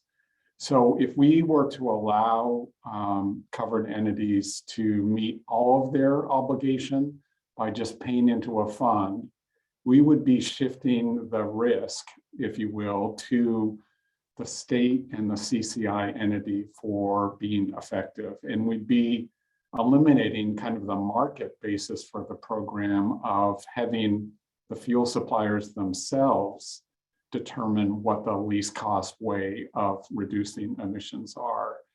So that's how, I hope that's helpful. I hope that's not confusing. That's kind of how I think about this and why I think we want a balance. We do recognize there are going to be,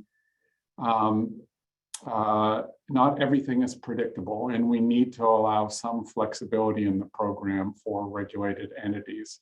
But at the same time, we don't want to shift that responsibility entirely to CCI entities and the state. Then it becomes just not really a market-based program.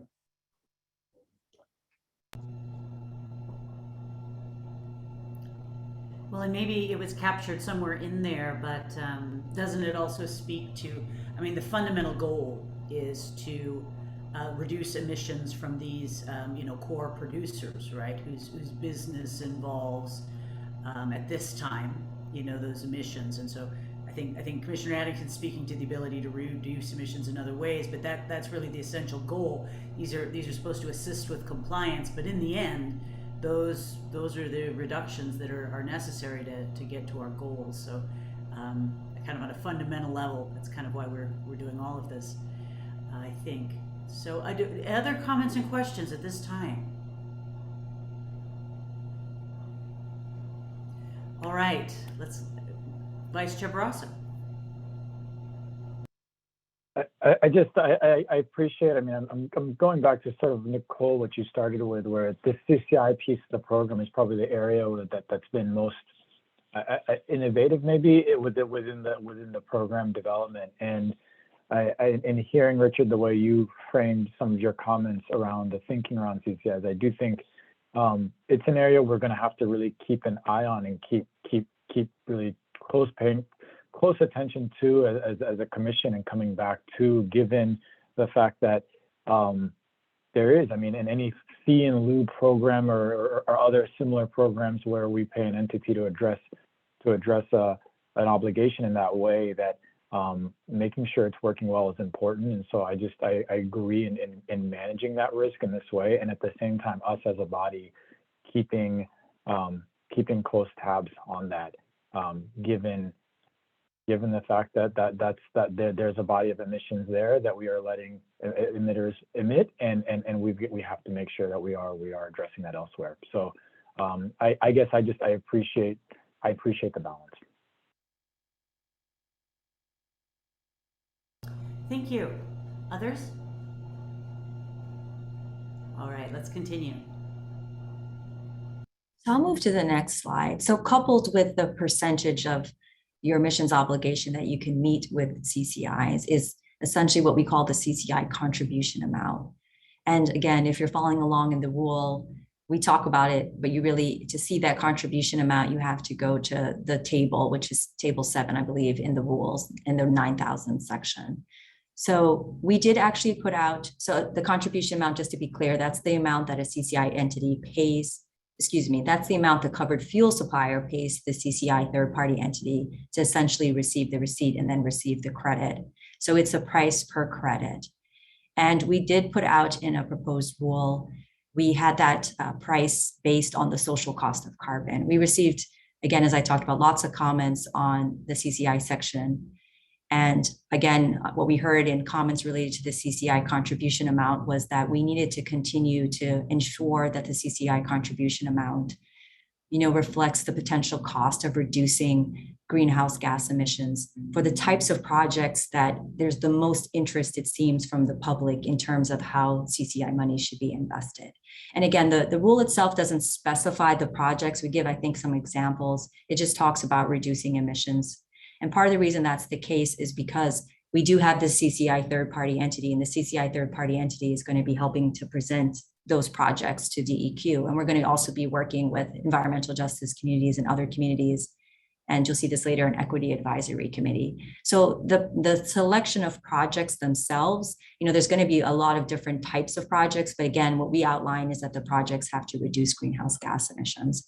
But what we do know is a lot of those projects, as I just talked about, when you're thinking about transitioning off of fossil fuels, these projects tend to be more expensive in terms of reducing greenhouse gas emissions. Again, if you're thinking of like electrifying public transit, those are more expensive in terms of a per ton reduction amount. So we did receive comments about the CCI contribution amount. Some of those comments basically said you really can't use the social cost of carbon because there's those other things that have to be included. So what I talked about earlier, you have to do emissions monitoring. There's going to have to be outreach. There's going to have to be project development. Like no one's going to be able to walk in the door and have every single project for every single community across Oregon. So there's going to have to be this program development, this program implementation part of the CCI program.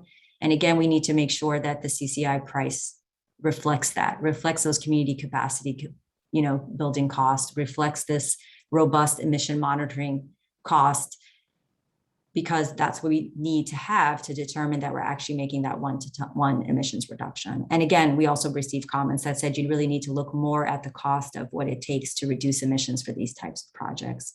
So, based on that information, based on some work we tried to do here at the staff level and looking at some of these like marginal abatement curves for projects that reduce greenhouse gas emissions, obviously there was no perfect solution out there, but we did look at, I should say not a perfect solution. There's no perfect equivalency to potentially reducing projects in Oregon, but we did look at some other studies that were provided to us by our consultant.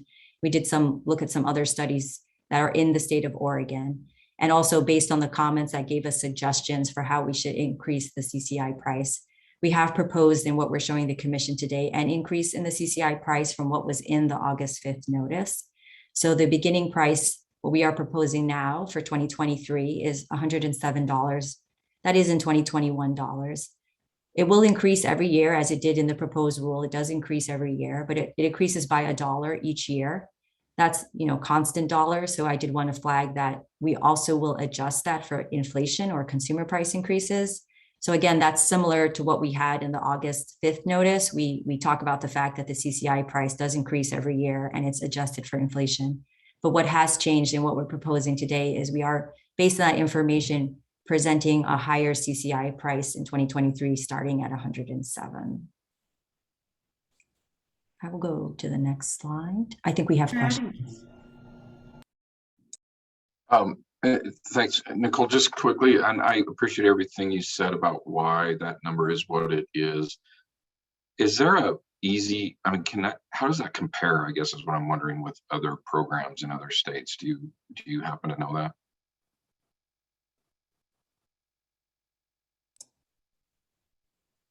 I see other raised hands, but should I answer the question? I'm happy. So one thing I would say, Commissioner, is that, thank you for the question, is most other programs, they use a very different mechanism for how you potentially could do something like what we call alternative compliance. Like some of those other programs use things like offsets. Offsets are very different at a very different price point. I will say most programs that do use an offsets, like I used to work for the RGGI program. California has a CAP program. They use offsets.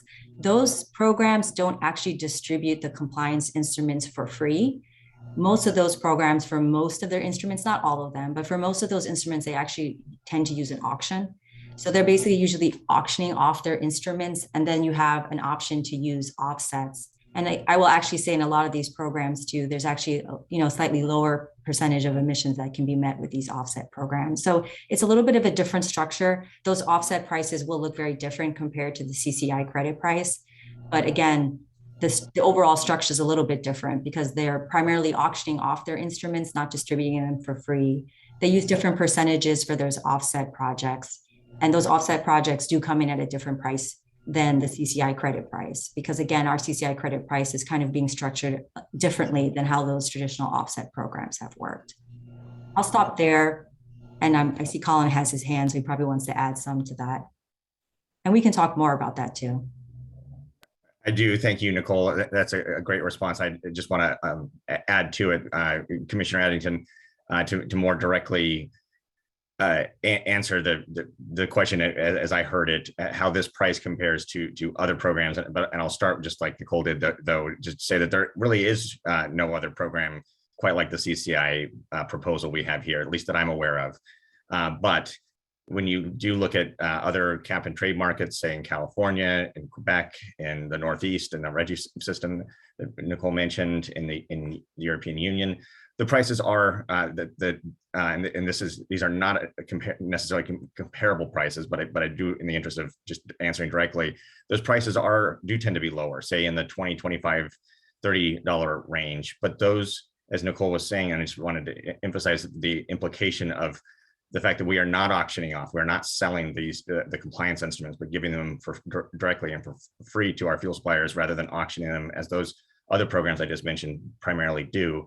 That means that for the most part, the entities regulated under those programs are paying that $20, $25, $30 price for every one of their tons of covered emissions. And if you think back to those earlier illustrations that we were showing, in an auction-based system, those entities would not have received those, in those cases, millions of instruments for free, but rather would have bid for them and paid for them at the auction in order to acquire them.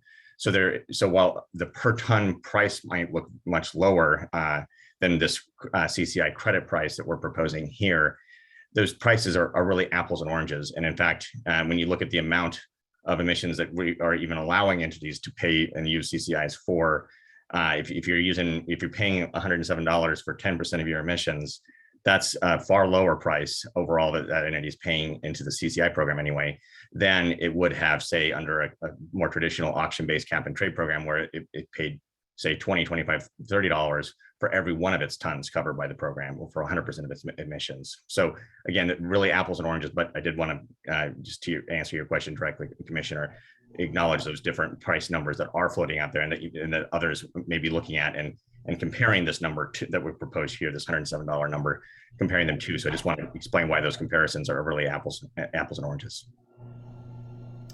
Thank you. Others? All right, let's go back to the presentation. And one thing I should have added, and maybe I have it in my future slides, but as I should emphasize that the CCI projects, they do have to be in Oregon. And that is a difference, as Colin said, that's another apples to oranges. A lot of other programs who have used some of these types of offset tools, et cetera, they're not necessarily in the state. And that's something that we heard pretty loud and clear in our public comment session, that these CCI projects should really benefit Oregonians, so they should be in Oregon. So next slide, please. So now I'm going to shift a little bit to the 900s. The 900s is more around the CCI purposes themselves and the CCI third-party entity. This is the CCI purposes section. We have changed this. I want to flag for the commission. We have changed this since the August 5th notice. And this was in response to those comments that I said at the beginning of the presentation, which was like, we heard loud and often that we need to find ways to more ensure environmental justice, and our environmental justice communities are benefiting from the program. So the CCI purposes, it is again to provide optional means of meeting compliance obligations. Again, we have to emphasize that the CCI purpose is to reduce greenhouse gas emissions on average by at least 1 ton per CCI credit. One of the purposes is also reducing emissions of other air contaminants, again, particularly in our environmental justice communities. Again, promoting public health, environmental and economic benefits for our environmental justice communities. And we did make some slight rewording to some of the priorities to emphasize that when we say things like accelerate the transition away from fossil fuels, we're prioritizing that acceleration again in our environmental justice communities. So again, as I talked about earlier, we know that there's differences in opportunities and options for different types of communities. So when we're talking about the purpose is to accelerate transition away from fossil fuels, we did specifically add again that needs to be focused on our environmental justice communities. And again, our CCI funds are spent on, actually the cost to implement the projects and also those related costs as I talked about above. Next slide, please. So just very high level, if you're reading through this, mounds of text in the section 900s, just very high level, the way that CCI third-party entities, the process essentially works, and this is a very simplistic diagram, but basically there's an application process. You'll read a lot in the rule about applying to be a CCI third-party entity and all the things that we ask them for in their application. I do want to point out, I think one of the things that we think is important at the staff level is, and there's been a slight shift in some of the language to reflect this, we really want to make sure the CCI third-party entity is the entity that can be, financially accountable and also accountable for the emissions reductions. And so we really emphasize that that's what's important for our CCI third-party entity. That's going to be really critical when we're thinking about applications and who we might eventually be a CCI third-party entity. And then we really expect that CCI third-party entity to work with subcontractors. And these subcontractors, we use the term subcontractors in the rule, but these subcontractors are the local organizations. These are the community-based organizations that are going to be doing a lot of the work in terms of actually developing the projects and implementing the projects that work for those communities. So we want to make sure that the CCI third-party entity is able to do all the, the appropriate financial work and is able to do the appropriate emissions tracking work and able to do the methodology for how they're going to calculate emissions reductions. We want to hold that third-party entity responsible for trying to achieve one-to-one emission reductions, so 1 emissions reduction per credit. But we also want to make sure that we don't prohibit other organizations from being involved and participating and implementing projects in their community. So we want to make sure there is that participation, and we want to make sure that the CCI third-party entity is able to use its funds to develop the relationships with those local project partners. So we have the application process, then they will be asked to do basically a written agreement or a contract with DEQ. And one of the changes we have made is that they actually don't receive CCI funds from our covered fuel suppliers until we specify they have to have this agreement with DEQ. So we have like a kind of like the application, like a provisional approval. Then we go through the process of having a contract with them, the written agreement. Again, this was us trying to make sure there's more accountability for the CCI third-party entity. And it's at that point that the CCI third-party entity can receive the funds from covered fuel suppliers. And then they're also going to be working with us on developing like a work plan. And the work plan is essentially where they start to lay out, the projects, the emissions reductions, how does that actually, support equity, which communities are they benefiting, what's going to be the scope of the projects, maybe what's their long-term plan for future projects and how they're going to actually implement their plan for future projects. So there is that work plan. We will be, reviewing the work plan and working with them on the work plan. But then separate from the work plan, we also still request an annual report. And so, their work plan might be longer than a year. It could be that they have a 2-year work plan or a 3-year work plan. Who knows? They might have a longer work plan, and DEQ would essentially be agreeing to the timeline in their work plan and working with them on the timeline for their work plan. But regardless of how long their work plan is, we're still going to ask for an annual report, because that annual report is how they tell us, okay, here's how we're doing.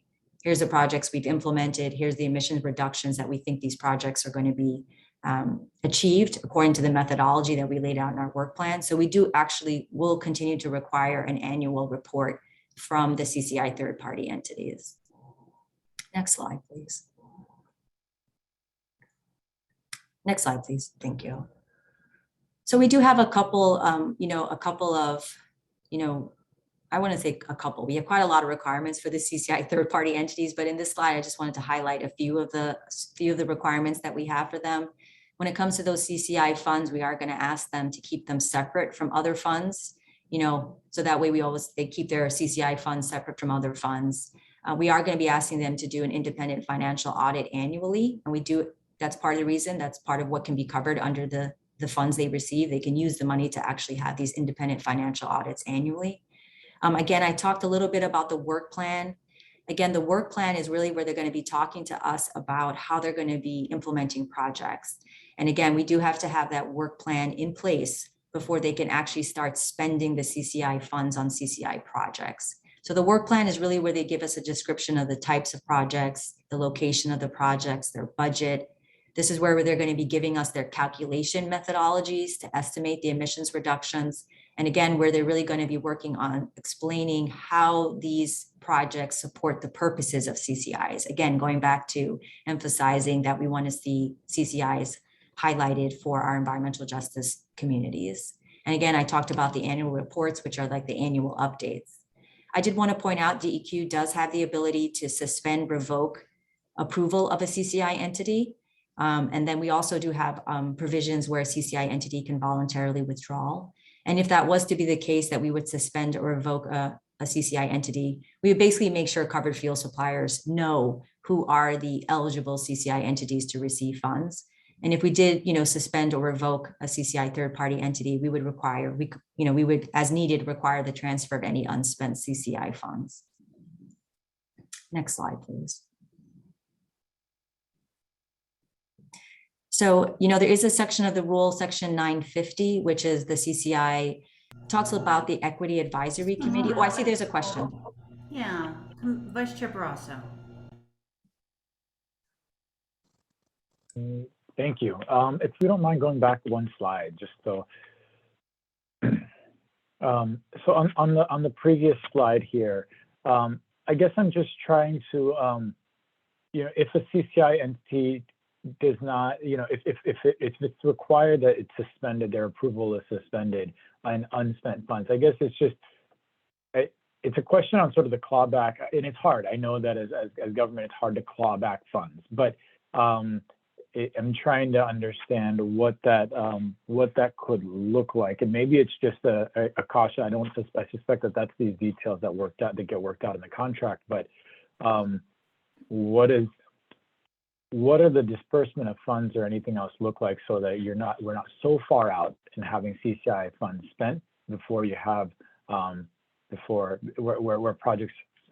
Or we have certainty that those funds spent are going towards projects. I'm just trying to. It's not. I don't see that capture here, and I suspect that's part of the contracting. But that's a question that's sitting there for me. And then I have a broader one, which is really just around the focus around the CCI projects, but I don't need to go there just yet. So it's really just the there's a big body of work here for the CCI entities, the third-party entities to do here, and I don't want to make light of that situation, and the fact that they're responsible for getting emissions reductions. Yeah, thank you, Commissioner, for that question. I see there's some other raised hands. There might be others who want to jump in after I answer. So, did I miss something? No. Director, did you want to step in? Yeah, I am going to step in. Thank you, Chair George. This is something we've actually been paying a lot of attention to over the last couple of months in terms of working on details of the CCI part of the program. And these are not totally new issues for this agency. This agency administers some pretty large lending and financial incentive programs. And so these issues about working with third parties who then turn around and work with subcontractors are some things that we do have some experience with. But the short answer, Commissioner Barrasso, to your question is a lot of those details will be laid out in the agreements, the legal agreements between the agency and the CCI entity. We've purposely not put a ton of detail into the rules because it's going to depend to some degree on the particular entity that we're working with. But having in binding contract the ability to claw back funds if the CCI entity is not meeting the emissions reductions requirements of the rules is important because it is important that we can assure the public and everybody that this program is going to achieve the fundamental objective of reducing greenhouse gas emissions, and that for every CCI credit that we give out, we actually are going to achieve those emissions reductions. So that's just a core component of the program that we're bound to by the rules and that we will operationalize through the agreements with each of the CCI entities.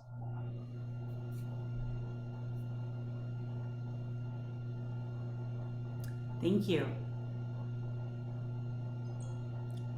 Not seeing any other takers, so let's continue. Next slide, please.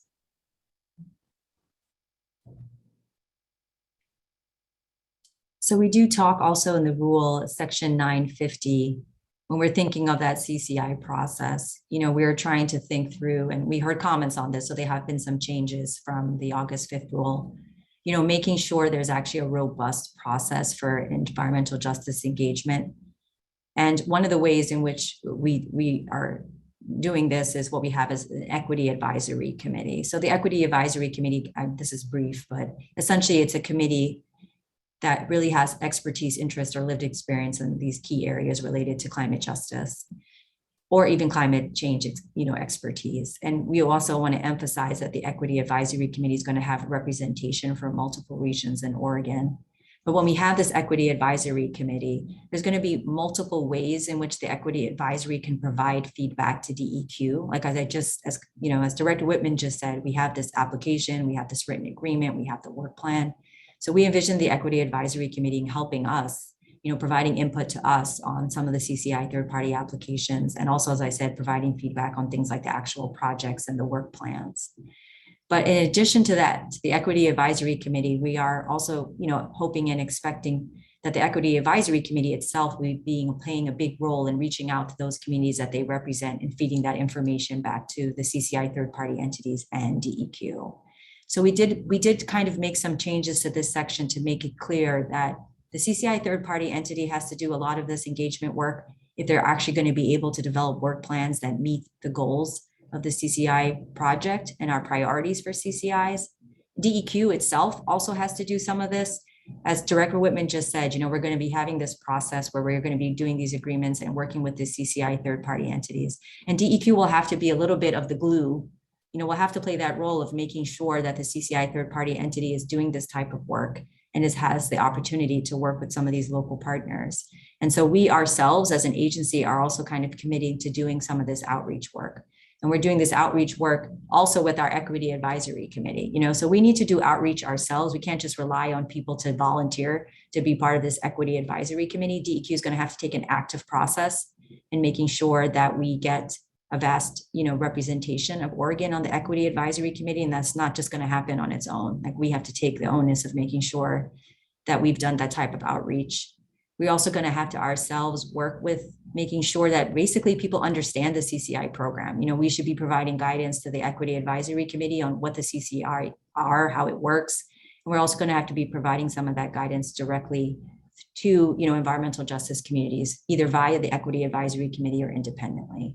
So this section has been restructured a little bit with those kinds of concerns and trying to address those concerns, like the role that the Equity Advisory Committee is going to be playing.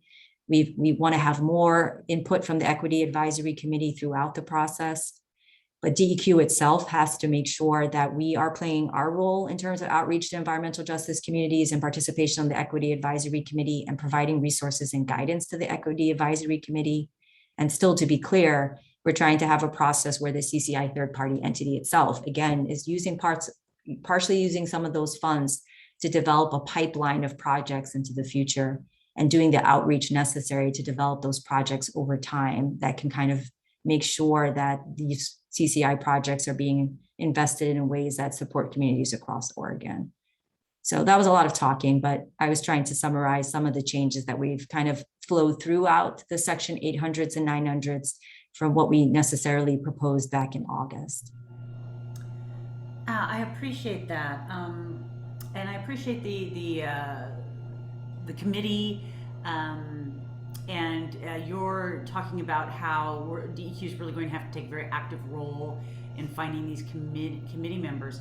One of the things I think we're all very concerned about too is rural communities, and it can often be difficult for them to participate in, you know, committees that are happening in Portland or Salem or something like that. Now with Zoom, we have additional tools, which is helpful to some degree, but is there any way in which you could describe the ways in which, you know, DEQ or partners are going to try to do that to make it, you know, really doable for people in remote parts of this state to participate and get them and their communities, you know, lined up and in communication so that, to, you know, to the degree possible, they're going to be well positioned to take advantage of these opportunities. Yeah, thank you, Chair George, for those questions and comments. I will say, you know, we've actually learned a lot throughout the process of developing this rule.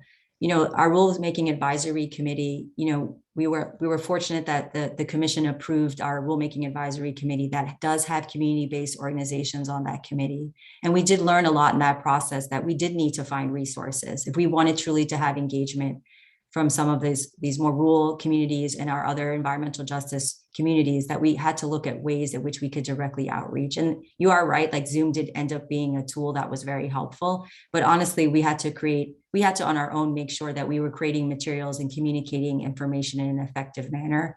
We did a lot of separate meetings with our community-based organizations so that we could improve our process. So we did have a lot of learning over these last year and a half that I think will serve us well as we move forward in terms of CCI implementation.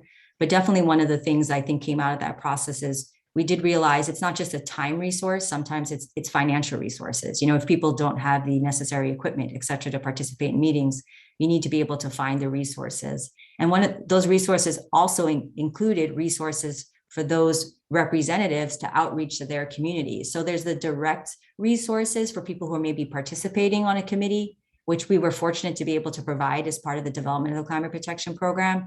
But there's also the community capacity building activities around climate justice and climate change. And we do also have to make sure that those types of resources are also available when we're going forward on the CCI implementation.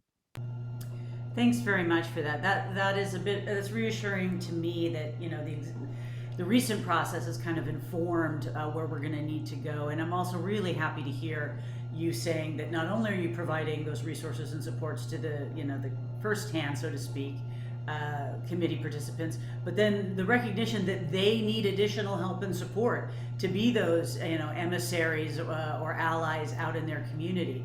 And then unless we're helping them with that capacity, then you know, we're not going to reach the folks who need this help the most.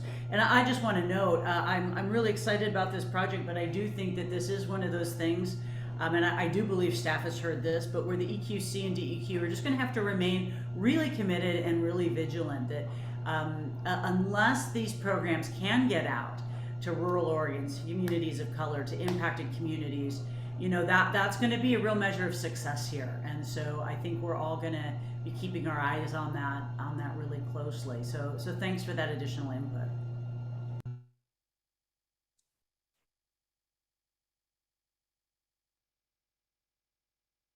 Thank you, Chair George. Next slide. So that does take us to the program review section of the rule. That's Rule 8000. I apologize in the first attachment we sent out. Oh, actually, I think it should be Rule 8100 actually. This number, I was going to say we've had to change this number twice. So I think this actually still shows the old number, but if you're looking at in the rule itself, program review is going to be Rule 8100. Speaking to what Chair George just said, in the program review section, we do explicitly say that we need to do a review of the CCI program for all the things we just talked about, that we need to keep a close eye on the CCI program as it develops. And since a lot of the CCI is going to be in the implementation, we want to have a more robust process for checking in on the CCI program overall. So in the program review section, it actually does specify that we would do an evaluation of the CCI program every 2 years. And part of that evaluation, you know, would include this evaluation of, you know, whether or not it's achieving the 1 metric ton of reductions per credit. But there's a lot of other things that would be part of that program review, the CCI third-party program review. It's not just that, but we did want to highlight that that's an important component of this 2-year review for CCI programs. Now, for the broader climate protection program, the program review section is actually, it's set up for every 5 years. And again, there's a whole list of things that we would be considering as part of that CPP program review. And there's many more things that we consider, but we are scheduled to do that CPP program review every 5 years. And as I mentioned earlier, we do have, a new component of the program review section that is, specifically related to the best available emissions reduction. So we will be, as part of these program reviews, evaluating what we call kind of like the CPP goals or the CPP expectations for the stationary sources under the best available emissions reduction approach. So again, our expectation is that this component of the program should be reducing total covered emissions from these sources. And again, it should be reducing the total covered emissions from, again, the combustion of any solid or natural gas that's combusted at those sites from interstate pipeline. So again, for those fossil fuel combustion emissions that are at the stationary sources that are not covered at other portions of the program, that those emissions reductions should be on the same trajectory as the emissions cap trajectory under the CAP program. And the way that's written in the rules, it kind of refers to that 50% by 2035 based on average 2017, 2019 emissions.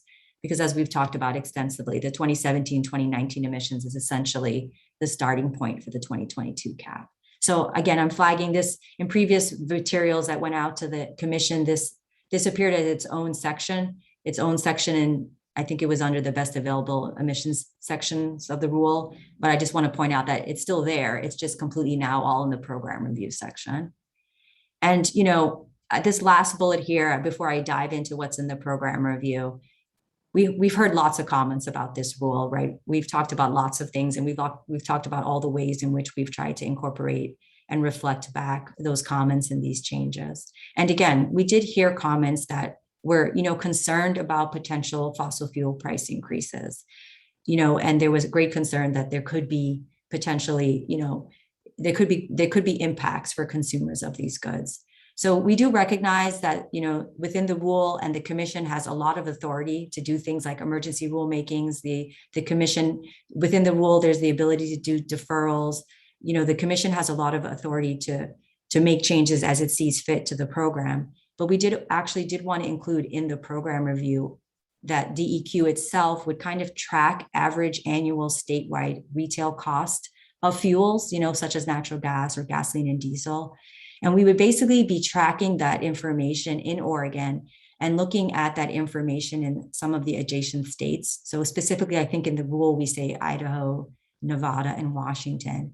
And what we're really tracking is, we're tracking to see how things have changed year over year in Oregon compared to those states for some of these fuels. And when I say change, I really mean like, what's the difference? If we have a difference in those prices now, like let's say, of course there's difference in prices now. So we know that there's differences in prices now, but what we want to see is, hey, has that difference increased by over 20%? So we know that there's differences in prices, but for a certain period of time, if that's our starting point, and we say this is our starting point, this is where prices are, this is the difference in prices now, what happens over time? And if over time we start to see that difference is greater than 20%, that's definitely on us at the agency at DEQ to take a look at that and to try to maybe understand why we're seeing those changes. Are those changes related to the climate protection program? Are they related to other broader changes that are happening in the economy? And regardless of what's causing those changes, is that something that we think means that we should potentially make changes to the program? So what we would do at DEQ is we would investigate those changes to try to understand them better. And then we would report back to the EQC. And, at that point, we might make recommendations to the EQC, but also the EQC itself could make decisions about whether or not it wants to make changes. I think in the rule, we list some examples of some changes that could be made. Maybe perhaps the EQC decides that it wants to, distribute more compliance instruments, or maybe it wants to change the length of the compliance period. Again, those are just some things we list as examples. It's not the universe of things that we could do or the commission might decide to do, but essentially we would take it upon ourselves to make sure we're kind of doing this review. And again, we put this in the rule to kind of address some of the comments that express concerns about potential impacts to fossil fuel prices that might be more significant than we intended under the program.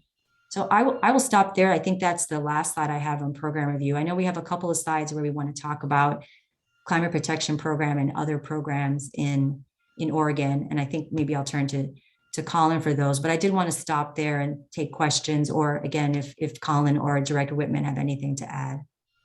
Yeah, I think we do have a question or comment. And also I just want to to thank you for spending a little time on that important addition, because I do know that there are folks, and we certainly saw that in the comments as well, who are concerned about those year-over-year increases that might have the potential to become out of line with nearby states, and we understand that concern. So I hope that this will be reassuring that we are going to be, the department is going to be looking at that quite closely and doing that on an ongoing basis. Commissioner Slusher. Thank you, Chair George. I just had a clarifying question. So when you're doing the cost review, will that review be triggered if, excuse me, if the cost of fuel exceeds that 20% threshold in every adjacent state or any adjacent state? I mean, the way it's currently drafted is it's for all 3 states, not any of the 3. But obviously, we'd be looking at all the states and tracking it year by year. Did that answer your question, Commissioner? Yeah, so just to re-clarify, so if the price of fuel in Oregon exceeds the price of fuel in Nevada by more than 20%, then you would do the review, you would conduct a review? Or I'm getting it wrong? It's for all, we would be tracking it by state, but it's if it happens in each state. So it's if all 3 states were above that 20%. Thank you. Director.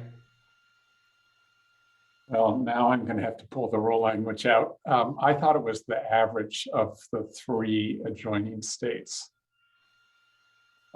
We can do a quick check of the language, but my understanding has been it was actually the average of the 3. We'll look at all 3, we'll look at each one, but it's actually the average of the 3 adjoining states. And obviously, you're probably all thinking the same thing, so I'll just say it out loud. We have different states in different places. Yes. Nevada is not Idaho. Idaho is not Washington. We get that. That's part of why the concept was to look at the average of the 3 adjoining states.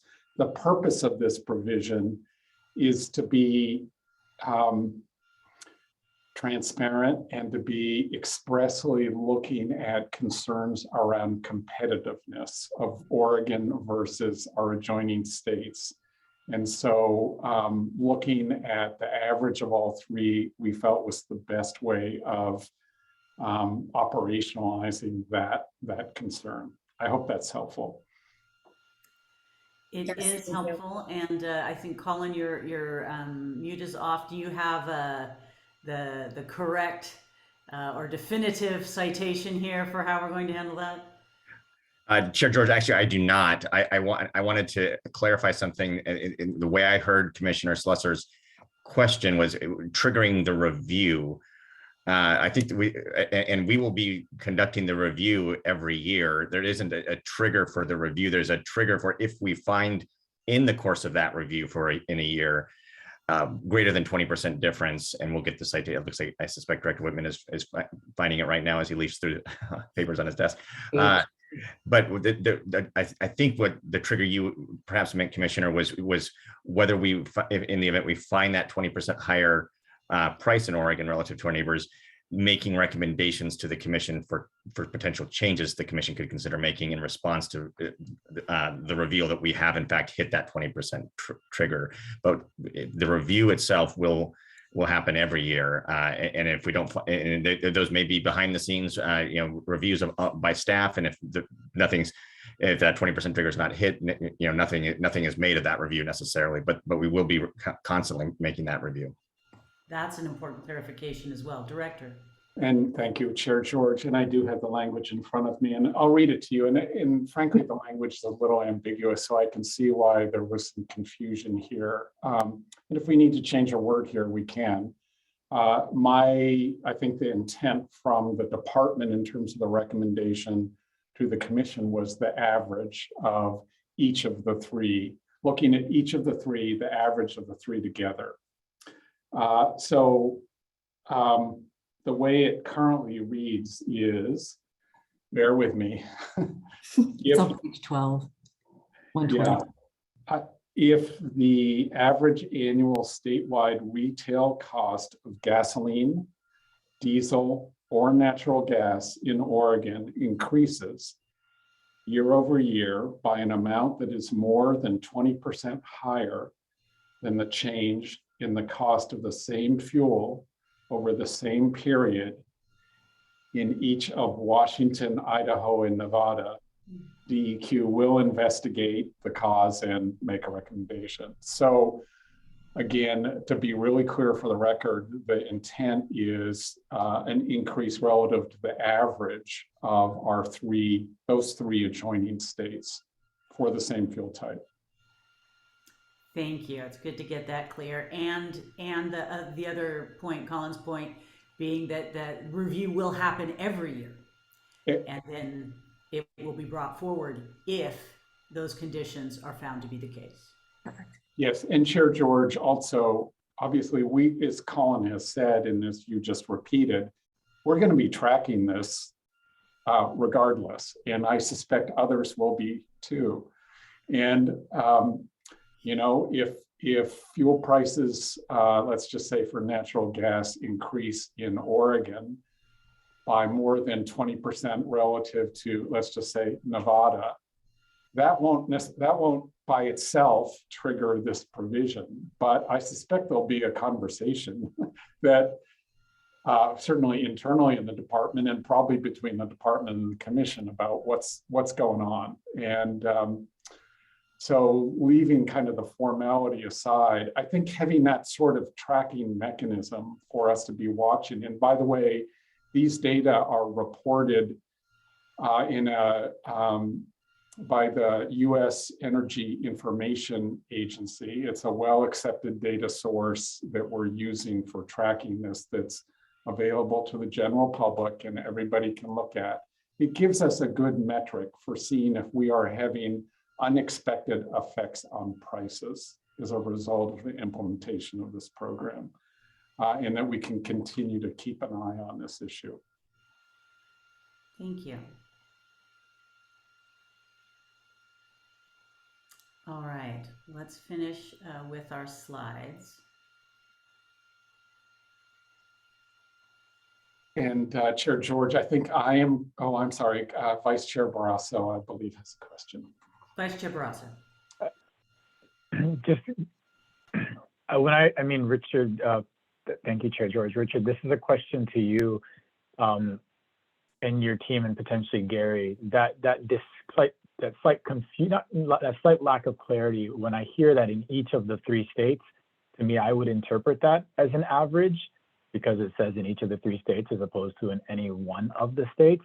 But I turn that back to you all if that gives you, if you feel it is clear enough that it would not need to be adjusted, the language in that part of the rules.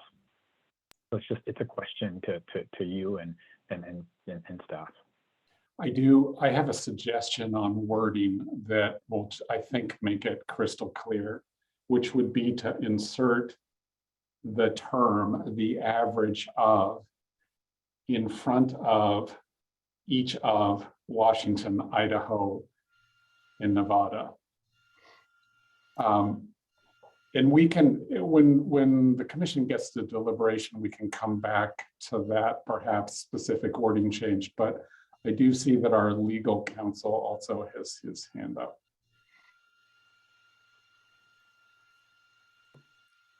Yes, Thank Paul. you, Paul Garahan, contact counsel for DEQ on air quality matters. Yes, I think if that is the intent for it to be the average of those, that additional language should be inserted.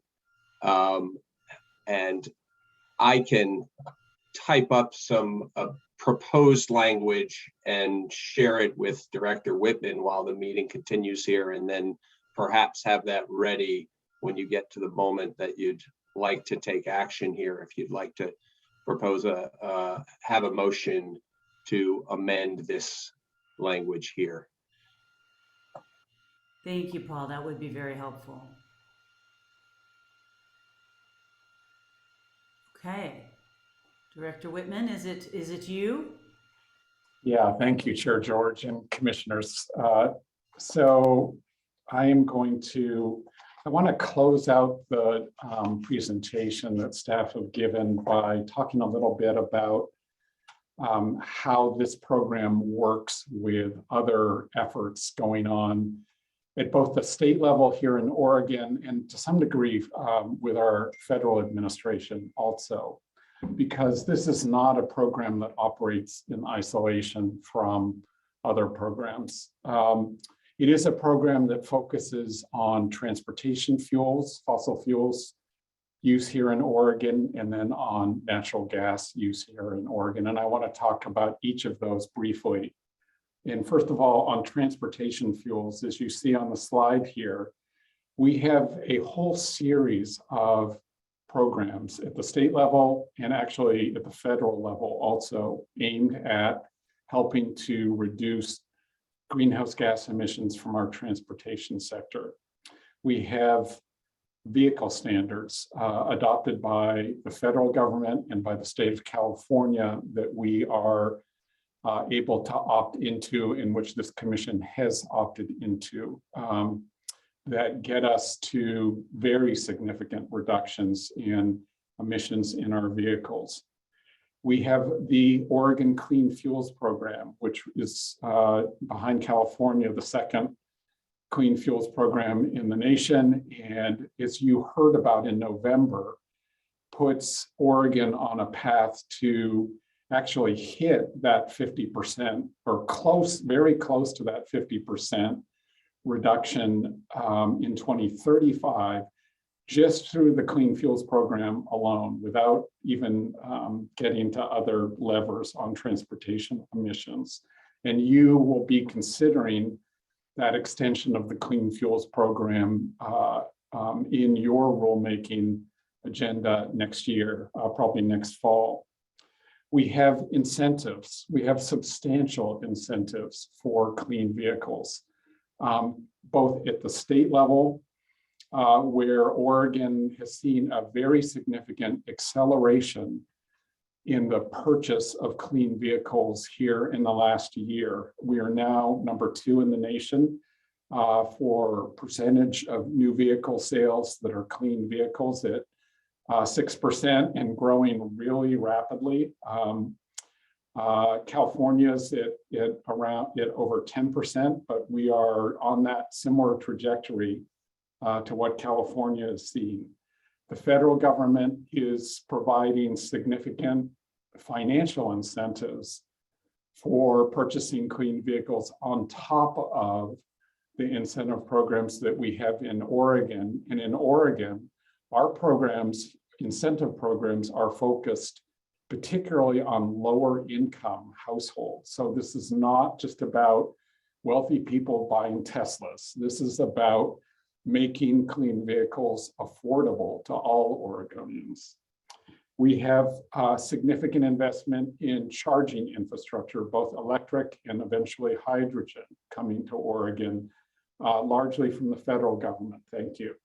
And we have in our land use program, the Department of Land Conservation and Development and their policymaking body considering rules that will help us not be so reliant on automobiles and trucks and reduce the amount we're driving. So on the transportation side, we have our climate protection program, which is designed to push down the supply of fossil fuels for transportation. But we have all these programs on the demand side, reducing the demand for transportation fossil fuels. And those things work together to transition us over the next 30 years to a clean energy future in transportation. We have a very similar picture, not quite as well developed on the natural gas side. We have here in Oregon, we are a leader nationally in our energy efficiency programs, and kudos to our natural gas utilities for their work in that sector. We're going to need to be investing even more in energy efficiency. Northwest Natural is a leader nationally in renewable natural gas, and our other Vista and Cascade also committed to providing cleaner types and cleaner sources of natural gas for use in our system. And they're working together with our local governments and with our agricultural industries to provide that cleaner sources of fuel for home heating and for industry. We have the exciting technology development occurring around green hydrogen and development of hydrogen using renewable electricity to generate that hydrogen. That is a likely source of energy, not just for industry and potentially other uses, but also in our coming back to the transportation sector. What we don't have in the natural gas sector to the same degree is all the incentives that we do on the transportation side. And this is why, from a staff perspective, we have recommended that the community climate investments in particular really be focused on helping people transition off of natural gas, because we recognize we don't have all the tools that we do necessarily on the transportation side. And it's going to be important for our households in parts of the state that are particularly dependent on natural gas. And that is not just urban Oregon, that is many counties. I'm thinking actually Commissioner Addington, Klamath County is one of the most dependent for household dependence on natural gas as a home heating source. So this is about helping those rural households also transition. And then finally, we are going to need help in how we build our structures and what we use to heat those structures. And, you know, I was listening on the way in this morning to a radio broadcast about initiative to our north in Washington to look at stopping new natural gas hookups here in the future, and new policy making efforts in Washington. The city of Eugene here in Oregon has taken the initiative to be looking at that at the local level here in Oregon. We're going to need that on the home heating side also to help reduce demand for natural gas in Oregon over time to help us transition. So all of these things work together. They work on the supply side and the demand side to transition us to a less expensive energy future for Oregon, one that also provides economic opportunities for rural Oregon in terms of helping produce some of that clean energy for the rest of the state. So I wanted to kind of provide that big picture for the commission about how this climate protection program, it is a key glue that kind of knits together all these different programs, state and federal and local here in Oregon. But it's not by any means the only piece of the puzzle. We've been doing a lot of work in this area here in Oregon for decades now. We're going to have to do more work, but this is, the climate protection program is that glue that kind of knits together these different aspects and gives us a clear pathway to a cheaper, cleaner energy future in Oregon. So I wanted to provide that kind of wrap up presentation to the commission about how this relates to other important efforts that are going on in Oregon and nationally, so that you can understand the significance of this work, this policy is part of the overall effort to help us address climate change and reduce greenhouse gas emissions. Thanks. Thank you, Director. Well, I think a lot of really important points there. One of the things that I think is particularly exciting is that this transition, we know it's going to take time, but to this lower carbon energy in Oregon, it's going to actually provide significant opportunity for new jobs and economic development right here in Oregon, since, you know, over the next 15 years, around half of the gasoline and diesel that we currently buy from out-of-state producers is going to be replaced with renewable fuels, much of which is produced right here in Oregon. And so I think some of the graphics that we were provided showed that 6 of 8 of the major clean fuel producers, in Oregon are in rural areas. They're not in major metropolitan areas. And so those are significant investments in new jobs and new opportunities for agricultural and rural areas of the state. Major investment going in there. So, to me, as somebody who lives in a rural area and has lived in different parts of the state, that's a key opportunity that those communities need. And I think the more that we're creating those clean fuels here in Oregon, I think that there's multiple benefits. So any other thoughts or questions? I think before we know we want to open it up and have plenty of opportunity for questions, comments, and for discussion. I do know that we've been at it for some time and wonder if a short 5-minute break would be a good idea, and then we'll kind of open the floor for some more questions and comments and discussion. How does that sound to the group? Sounds good? All right, so how about this? How about we be back at 11:55 and we will pick up where we left off. Chair George, this is Stephanie Caldera, your Commission Assistant. While you are on break, I will pause the recording and place a note on screen for participants that you are recessed until 11:55. Thank you, Stephanie. We'll be back soon.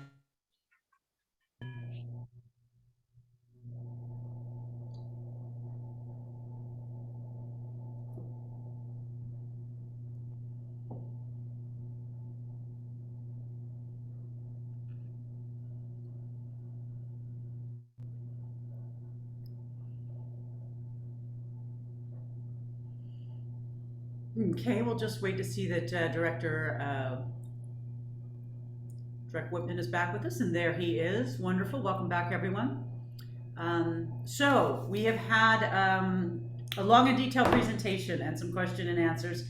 And of course, for many of us, this has really been, 18 years and more in the coming.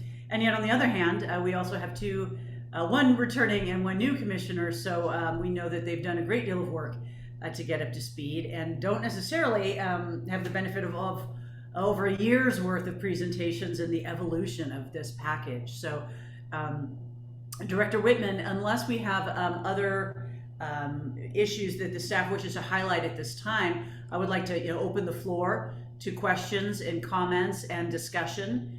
I'm getting the thumbs up from the director, so let's do that. At this time, let's invite folks to raise other issues or ideas or questions that have come up to them throughout this presentation that is good for us to consider before moving forward.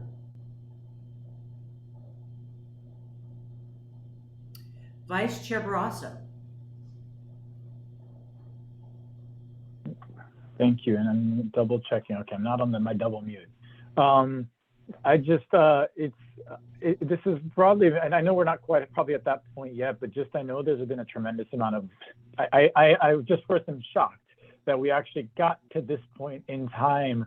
When you all laid out your schedule, I know I was like, that is not going to happen, and there's no way it's going to happen. And so I'm incredibly impressed. And so just a huge debt of just gratitude. I know this past 18 months and then some, and the years before that have been a lot, certainly for you, Colin. I've seen you in the spot for many, many years. And then Nicole, it's really great to bring you over from the Northeast, and just huge kudos to your team. I'm overall, I think that I appreciate all of the work that has taken to truly take into account all the comments that have been received and to workshop those and work with our industry partners to find something that addresses concerns but keeps us on track to our goals. So I'm overall really pleased with what you all have brought us here. And at the same time, I can't ignore the fact that there's so many things in terms of the ways that this program's hands are tied because of the fact that we are using existing authorities to create this program. And so I know that limits our ability to do critical things that are needed in order to help transition our communities, environmental justice communities and communities at large, to respond to address our emissions reductions and respond to climate change. And so it's for that reason, maybe I'll leave this comment, I'll probably come back with more without saying too much more, that I appreciate our approach to the community climate investments. I know that it took a good bit of outside the box sort of thinking, and it didn't necessarily, there's a lot of thoughtfulness that went into making that really fit the state. I also want to really, really, really encourage, as we go down this road, that there's a lot of focus in that.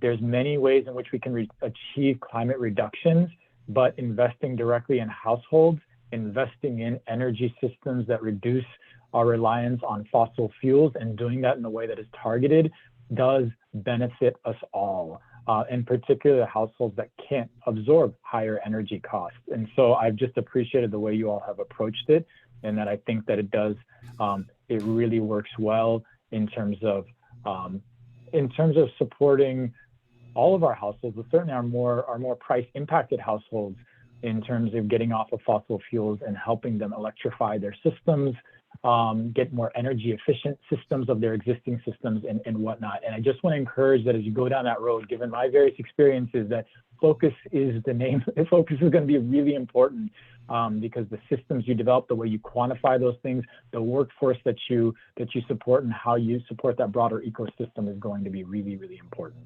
So I'm sure I'll have more to say, but I wanted to start there and acknowledge my appreciation for the thoughtfulness that has gone into all of this, but certainly the CCIs. Thank you, Vice Chair. We'll go to Commissioner Kyle, followed by Commissioner Slusher. Yes, thank you. I also want to just appreciate the process that got us this far. I know that there's been a considerable amount of work by the staff, by the Rule Advisory Board, and I think it's just been a fabulous process so far, very transparent, and I've really appreciated all of the timely updates to keep us in the loop with what's evolved, and then the changes that have been made. So I just want to acknowledge that this was a heavy lift, and you did it as gracefully as possible. I do have a question though. It is about the CCI part. And I know that it's baked into the rule is that there's going to be a review after about 2 years to see how it's going. And the question I have is just, this is going to be a real lessons learned across the board kind of program. Is 2 years an appropriate time frame? Is there a way to potentially kind of think about that review process to say after there's 10 projects or 10 units, or something that would be a bit of a pilot project sized aspect of the CCI program, to be able to review it and see how it's working, and at least kind of report out. I don't know if it's going to be swamped in 2 years or if it's just going to be starting in 2 years. So it's a bit of a hypothetical question.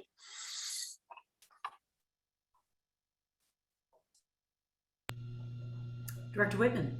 Yeah, thank you, Chair George. For the record, Richard Whitman, DEQ Director. Commissioner Kyle, it's a totally fair question about the 2-year time period for review of the CCI component of the program. It may seem like that's very frequent. I mean, normally we would do reviews of programs on something more like a 5-year cycle. I think the fact that we're proposing 2 years reflects that there's a lot of work to do here, and working out, assuring that we have CCI entities, assuring that we have contractual provisions and mechanisms to make sure that the funds are being used appropriately, and then fundamentally assuring that we are actually achieving greenhouse gas reductions on at least a 1-to-1 basis for the credits that we're providing. Those are so important to the integrity of the program that I personally believe review every 2 years, at least as we get going here with this program, is appropriate. It is frequent. It may be that once we get into more of a routine with this program and it's 2030 or 2035, that can be dialed back a bit. But I think this is an important enough piece of the program, and as has been said, an innovative part of the program that if I were a commissioner, I would want to keep a pretty close eye on this part of the program. And as a director, I want us to be able to assure the public, Oregonians, that this part of the program actually is achieving the results that we said it's going to achieve. I agree with everything that you said. I guess the question is 2 years, will we have enough information by 2 years, or will the cart already be so far down the path that it might need to even be more frequent than that? Chair George, Commissioner Kyle, I think 2 years is fine because the initial compliance period for regulated entities is going to end in 2024, and the compliance obligations will be due in 2025. So we expect that funding for CCIs will start to flow, and actually there's a provision in the rules that says they can't begin to flow until 2023, I believe. Yep. And that's to give us time to get the mechanics set up. But that first report will really, it won't be about projects. It will be about the mechanics and how we've set up the mechanics for this to work in more detail than we are providing you today. I hope that's helpful. That is, because that actually gets to kind of the second question, if it's all right for me to keep going, which is kind of the housekeeping aspect of this rule with staffing, the fiscal oversight.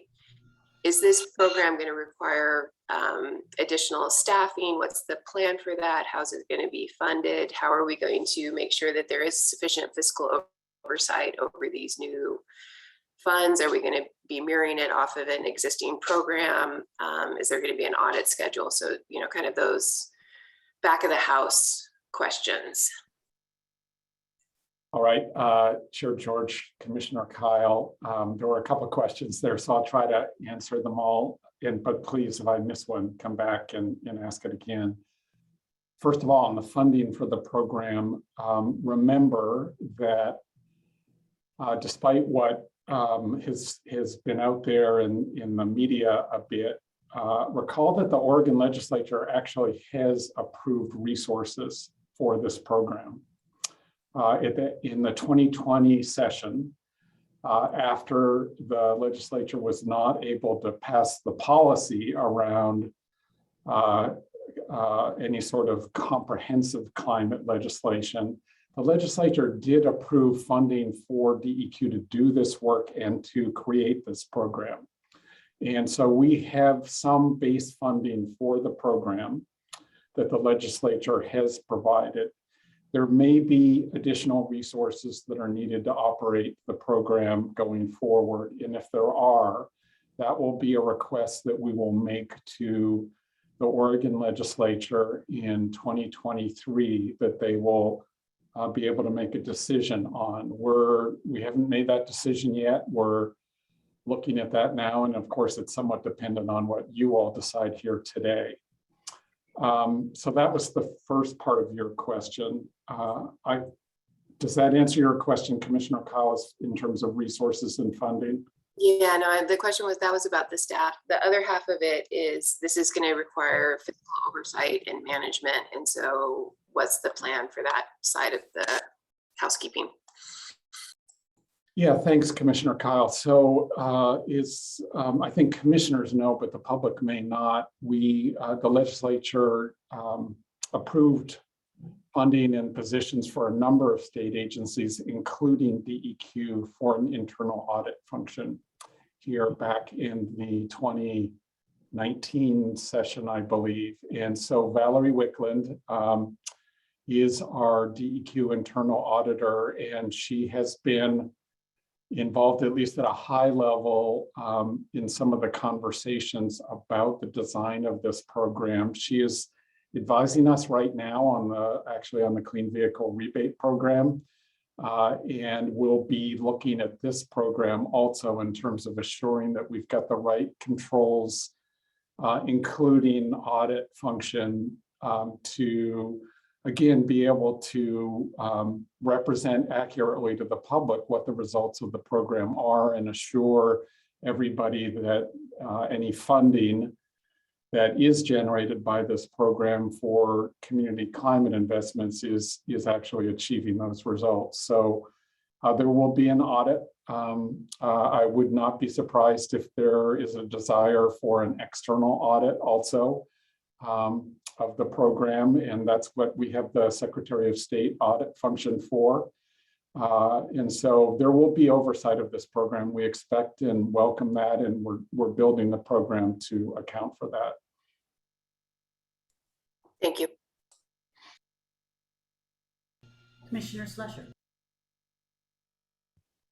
Thank you, Chair George. I also want to just express my appreciation to the agency for just the tremendous amount of work that went into these rules. I'm, as you all know, I'm very new to the commission. I'm not new to this rulemaking. I was a member of the Rulemaking Advisory Committee. And I also wanted to note that I really appreciated during that process how thoughtful and deliberative that Rulemaking Advisory Committee process was. The level of engagement from the different committee members was really impressive. And we really talked through a lot of the implications of the different decisions that went into making this rule. And we considered so many different factors and different potential impacts. And the agency then took all of that information along with a tremendous amount of public input. And you really thoughtfully considered all of that input together in creating these rules. And I really appreciate that. I also wanted to note that I appreciate the proposal to increase the stringency of the cap, the ambition of the cap, just to reflect the best available science. Climate science is changing really rapidly. Our understanding of climate change is changing rapidly. And I think it's really, I find it very uplifting that we now have proposed rules in front of us that address the most current science and really account for the urgency of the climate crisis. So I just wanted to express my appreciation all around for all of the work that everyone put into creating these rules that are in front of us today. Thank you, Commissioner. That's well said. And you know, I think the Rulemaking Advisory Committee does also, in addition to our very hardworking staff, deserve a tremendous thank you from DEQ and from the EQC. You're right, by all accounts, this was a very deep level of engagement and, like you say, very thoughtful and really wanting to consider and wrestle with all the implications. So I want to be sure to thank those people and the commitment that they made to the process throughout this. Commissioner Addington. Thank you, Chair George. I will echo the comments about the work that has gone into this. I have, as you all know, I checked out of this process about a year ago at this time after the RAC was appointed, and have been doing other things and really not been thinking a lot about this or researching it or learning, and until the last few weeks. And it's overwhelming, to say the least. It's been a very big challenge for me to try to get through the amount of information. But I do want to say that, and I want to acknowledge too, that the staff has been more than gracious with their time. I took a big chunk out of Colin and Richard's weekend last weekend to try to get up to speed on some things. And so I really appreciate that. I have, I guess, several statements or comments I just want to make, and then perhaps a request. I feel like we're rushing into this, but that's partly because of my lack of focus on it over the last year. I would love to have a few more months to go through more of this to understand, in particular, which I'm going to talk about in a minute, is the sort of the economic analysis done both by DEQ's contractor and by the business community, and the vast difference between those two conclusions, and I would like to understand more about that. I understand, well, so I've asked that question, and I think the answer is if we wait, you lose another year because of reporting requirements on entities. And I don't know that I really understand that. It seems like there would be a way to do that, but I'm not really here to make a push on that. I'm saying I still have many unanswered questions. I wanted to say one quick thing about public comment, because it was focused on in the presentation and characterized. And I guess I'm just a little always bothered a little bit that each comment, you know, if there's 1,000 comments that are on a postcard that say the same thing, or a forwarded email that say the same thing, versus one set of comments from an association with 1,000 people, and that's how they choose to participate. I think those things should be evaluated a little more equally. So I think there was a lot of people, I know there's a lot of people that have expressed a lot of concerns with what this means economically to the state of Oregon and to their communities. I want to tell you what I want to see. I mean, what I'm for. I'm for clean air, for clean water, for clean land, for healthy communities, for a healthy economy and a business environment. And I don't think those things are all mutually exclusive. I think we can get there, but I'm not sure we're there yet. Just quickly, I will say I have all these pages marked in these economic reports, and there's a massive difference between the conclusions drawn by the EQC contractor and the consultants used from the business industry. If I just look at employment impacts over the next 25 to 30 years, DEQ's report concludes a gain of 20,000 jobs, and the industry's analysis is a loss of 121,000 jobs. And that's a big difference. Why is that so big? Do we know? I mean, I don't think any of us know which one of those is actually right, and whether it's in the middle or not, I don't know either. The DEQ report on gross state product over the next 28 years, a gain of 1.7 billion. The business report, a loss of 9 or 10 billion. Those are big differences. Net income to Oregonians. The DEQ report, a gain of 1.1 billion. The business communities report, a loss of 6.3 billion.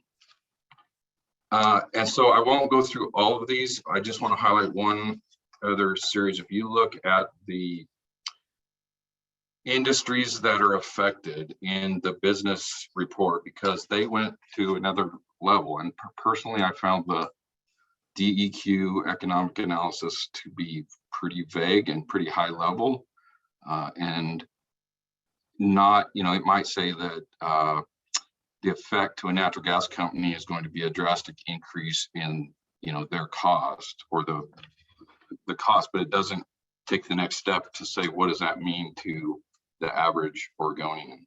And so that's why I'm focused on the detailed work that went into this other report.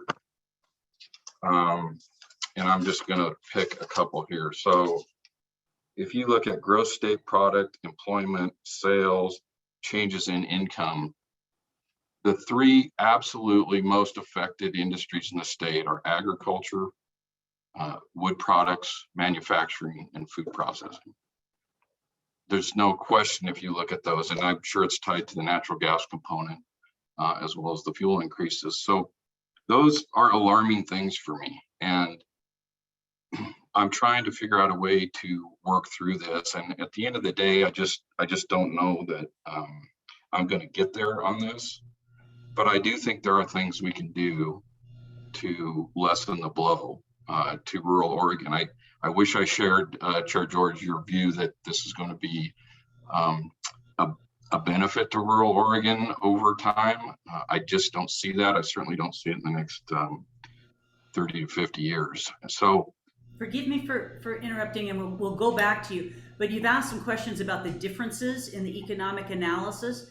Perhaps we should give the staff the opportunity to respond at least, at least at a level that you raised several specifics, but often understanding the difference in approaches between two different reports can provide some light on that topic. So if you don't mind, maybe we could provide that opportunity, and then we'll go right back to you, Commissioner. I don't mean to cut you off, but I just thought maybe we could get a response to those first issues you've raised.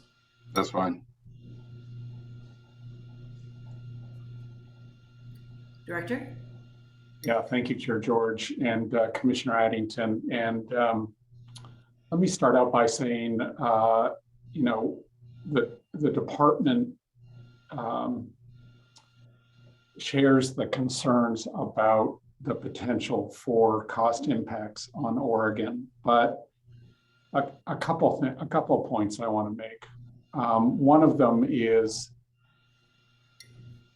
to state the obvious. Oregon is already bearing very significant cost as a result of climate change. And I'm not going to belabor that point. We've all experienced the wildfires, the drought, the damage to, frankly, particularly rural parts of the state as a result of climate change. We had over 100 deaths from extreme heat events here in Oregon. The analysis that the department did purposely looked not only at the effects on Oregon business and industry, but also the effects on health and the savings in terms of benefits from avoided cost in terms of health impacts. So, and that was looking primarily at the avoided cost in terms of not so much reduced greenhouse gas emissions, but co-pollutants, conventional pollutants. But more directly to your question about why the difference between these two analyses. One of the reasons for that is that the analysis that was done most recently for a coalition of industry groups, in which, by the way, our natural gas utilities did not participate in supporting that particular study. One of the differences is that the industry study included in the cost of the program, the cost of separate legislation recently enacted by the Oregon legislature that I referred to previously, the 100% clean legislation that's aimed at decarbonizing our electricity sector. It appears that the industry study included in their cost impacts analysis and economic analysis all of the cost of transitioning our electricity sector to 100% clean energy without looking at any of what the long-term benefits would be of decarbonizing our electricity sector. So that's one major likely difference for the difference in the two studies. The estimates that are in the industry study for changes in gasoline and diesel prices were frankly quite modest, between 3% and 7% between now and 2050. We're actually expecting to see declines to some degree over the long term in transportation fuel cost because of the more rapid integration of renewable and biofuels into our transportation fuel system. So that's another reason for difference, although, so even though the industry analysis was only showing pretty modest impacts in terms of transportation costs, we believe over the full 30-year period, we're actually going to see significant reductions in transportation cost for Oregonians through the combination of both renewable fuels that keep more of that income within the state and electrification that will significantly reduce operating costs for people in terms of transportation costs. On the natural gas side, there is less certainty about cost impacts of this program. And we are concerned about that. That's part of the reason, in response to the study from industry and some of the comments from industry and their written comments, we have incorporated this, what I'm going to call a soft cost cap provision into the rules. We do believe, and I think this is reflected in the industry analysis also, that the cost impacts on natural gas are likely to be fairly modest over the next 15 years. But beyond that, in the 2035 to 2050 period, there is more uncertainty. We do get into levels of reduction that are going to require changes in technology. They are going to require probably integration of other fuels like hydrogen. And so because of that uncertainty, we added the cost provisions into the rules to keep an eye on those issues. The last thing I want to say is that the Oregon legislature also has asked and funded an effort to look at what the future of natural gas is in Oregon. And the Oregon Public Utilities Commission is in the midst of a process to examine this question of what is the pathway for natural gas? What will the effects potentially be on residential customers of the natural gas utilities, commercial and industrial customers? And so we will be hearing more on this issue from the Oregon Public Utilities Commission over the course of the next year. And we have been and we will continue to work with the Oregon Public Utilities Commission on this issue. And finally, the concern over transition in the natural gas arena is exactly the fundamental reason why we are urging in the proposed rules that the community climate investment resources that are generated by this program be targeted to helping businesses and homeowners get off of natural gas and onto other fuels quicker. That's part of why we've focused any funding that is generated by that part of the program in that area, because reducing demand for natural gas is how we will avoid some of the impacts that the industry consultants were predicting in their study. All right, thank you, Director. Back to you, Commissioner Addington.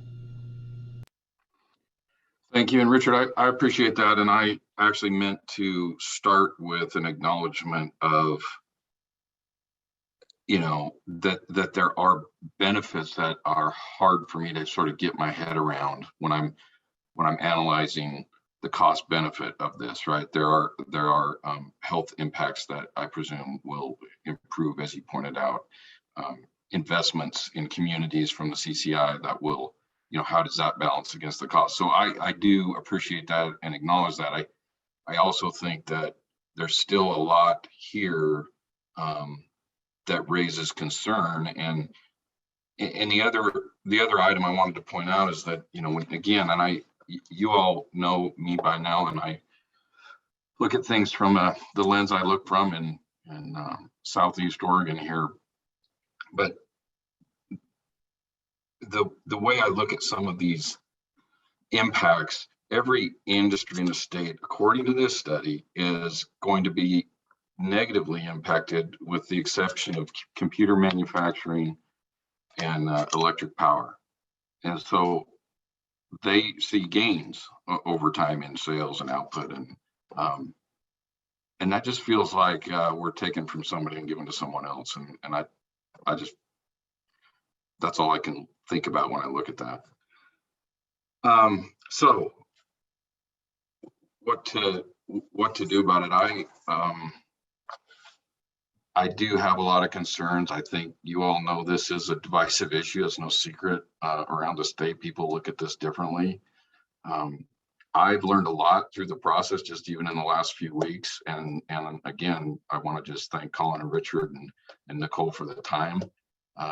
It has helped me on some fronts. What I want to, I guess, focus on is the, I guess I'll just ask the question about carbon sequestration and why it doesn't make sense to have that as a tool in the toolbox for the CCI third-party entities. I think it was a key element of the executive order. I think it was contemplated in the governor's executive order. I don't know of RAC members or others who have opposed this idea. So I guess I just would open it up and ask that question. Yeah, thank you, Chair George and Commissioner Addington. And we did hear from, there are RAC members, I think, including some who are listening in today, who have really advocated very strongly for sequestration to be an eligible use of funds that are generated through the CCI component of the program. And I also serve as a non-voting member on the Oregon Global Warming Commission. And this is an issue that was brought to the Global Warming Commission, and the Global Warming Commission has had a leadership role in developing a working lands strategy for Oregon to identify how our working lands can be part of the solution in terms of reducing greenhouse gases in our atmosphere. And just a shout out to the leadership of the Global Warming Commission in developing that strategy. And the Department of Forestry also has been working hard on a working lands strategy. So those are all very important components of how we do our part to fight climate change here in Oregon as part of the global effort, and how we show to other states and other jurisdictions kind of the pathway. So everything we've said about the climate protection program and the focus on fossil fuels and getting people off of fossil fuels is not in any way intended to diminish the importance of working lands strategies. And I personally believe that the public sector needs to be helping the private sector drive investment in sequestration. I know there's particular interest among RAC members in sequestration projects that are supported locally and that help promote other community values like recreation and conservation. And I, putting my other hat on as a member of the Global Warming Commission, I think we want to find ways to support that. However, for the very reasons and concerns that you've raised about potential economic impacts to industry and households that are dependent on fossil fuels, about their prices going up and there being economic impacts on them, we want to reduce the demand for those fossil fuels as quickly as possible and get people to a place where there's more stability and more protection from those economic impacts. And so for at least the beginning of this component of the program, the CCI component, we are recommending that it be focused on reducing the use of fossil fuels. That's not to say we may be in a different place 10 years from now. There may be opportunities eventually to have this program also support sequestration. But I think because of the concerns around economic impacts to Oregon households and Oregon businesses, we are recommending that the CCI programs for now be focused on reduction of the use of fossil fuels, particularly in natural gas, since we have more tools in the transportation sector, but not exclusively natural gas. And I haven't mentioned propane, but as you know, Commissioner Addington, and I was looking at figures last night in terms of use of propane in different parts of the state and rural parts of the state, that needs to be part of the conversation also. Madam Chair. Yes, go right ahead. So I guess I just failed to see the downside of including another tool in the toolbox. And that leaves a lot of flexibility, I think, to these third-party entities. There's the reduction of emissions can be a focus, but there are emissions. And I just think it makes perfect sense and will provide flexibility. It does not mean that it has to occur at any certain level. I think what I'm suggesting is it would be flexible. It would be a series of recommendations that either the staff or maybe even the third-party entities would come up with to address the problem. And so I'm very interested in this topic. Again, I don't know. I have a lot of concerns about the program, but I just think this element has very little downside and sends a very positive message to a lot of parts of the state. So thank you. If I may, I want to thank you for raising your concerns, Commissioner Addington, and I want to take just a moment to acknowledge that it had to be tremendously challenging to come back after a year absence. And in the meantime, many of us have had the benefit of watching this work unfold and participating in hours of conversation. And you didn't have the benefit of any of that. So I just do want to take a moment also to recognize that many of those challenges faced Commissioner Slusher as well, but she acknowledged that she had been involved. So I simply want to take a moment to say that, and to kind of raise my hands to you and to thank you. This is no small package to absorb in the time frame that you've been back. And I just wanted to share something. I have every respect for both you and the concerns that you're expressing. And so not as a matter of, not showing complete respect for that, but to share with you some of the conversations we had during your absence that addressed some of the very valid concerns that you're raising. We did discuss, and it was also discussed at the Rulemaking Advisory Committee, a lot of time spent on sequestration. And there is, in my opinion at least, as one Oregonian, there is a valuable place for sequestration in these efforts. I think maybe it is, at least where this rulemaking is standing now, is it's a matter of kind of priority and timing. And again, just sharing previous conversations, was that, one of the major goals of this program being that the most urgent action needed are concrete steps to reduce the production of greenhouse gases and to incentivize decarbonizing our energy economy. And so, the CCI actions, prioritizing those actions now.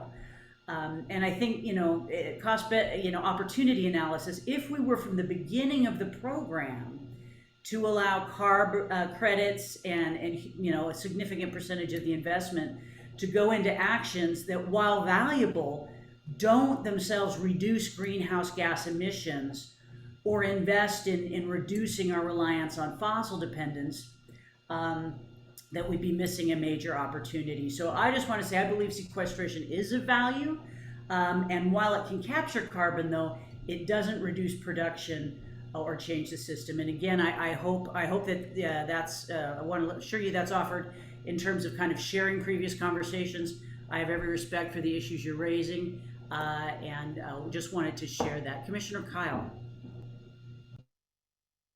Thank you. And I actually just I was going to reach out to Greg too, saying, one, I'm so glad you're back on the commission, because I really do appreciate the point of view that you bring, and you always make me think about things in a different light. So I'm glad you're back, and your timing on this one is hard. So I feel the pain of having to work through this. what I wanted to share was just that I too struggled with carbon sequestration not being part of this plan. And I've been bringing that up with a lot of the conversations that I've had. And it took me a long time to kind of wrap my head around the fact that this is an economic tool.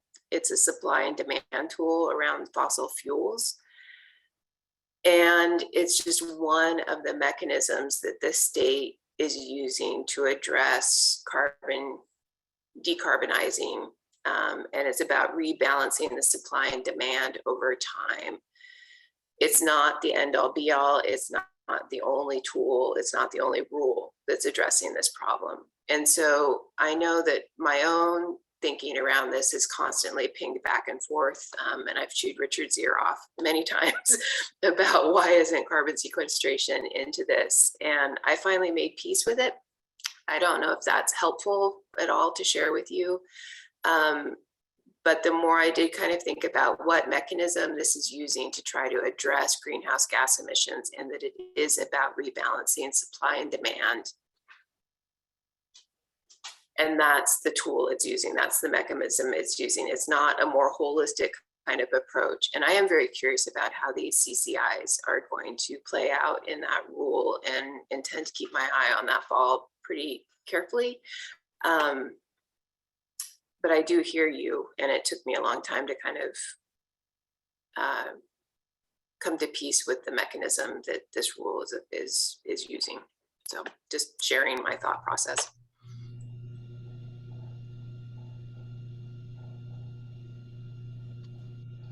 Commissioner Addington.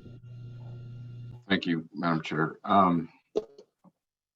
Kyle, I appreciate that. I do. And I understand what you're saying. I just think that tomorrow morning, people are going to look in their newspapers around this state, and they're going to see that this massive regulatory action was taken.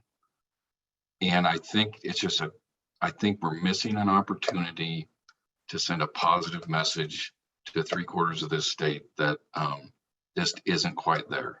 And I don't know that. And again, I'm not suggesting that at this point in time, we decide what that looks like, or how big it is, or how much it is used. But I just don't see the downside to having it out there as a tool. So I will leave it at that. I'll see how the discussion goes here. I may have another suggestion. Okay, thank you, Commissioner. Other thoughts, questions, or comments?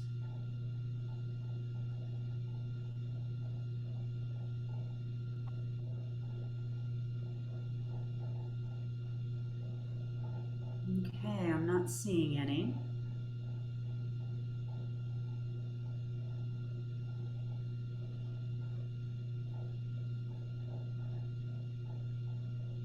Commissioner Addington. Let me just ask Chair George, so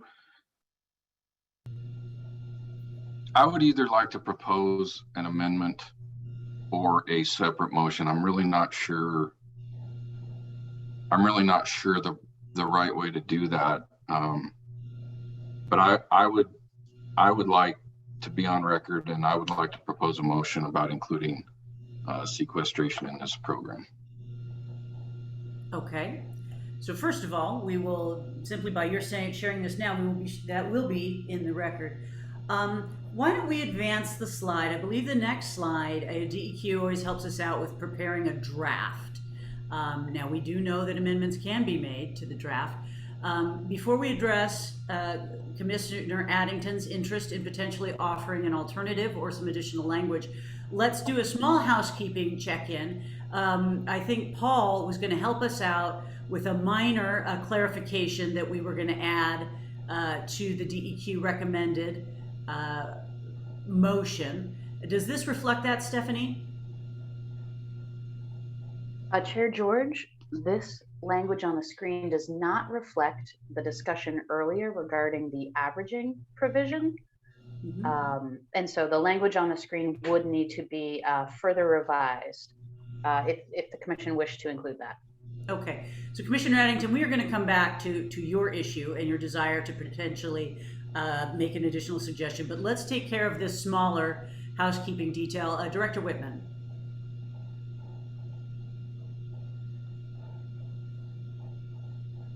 Thank you, Chair George, and I may need help from Paul Garahan here, but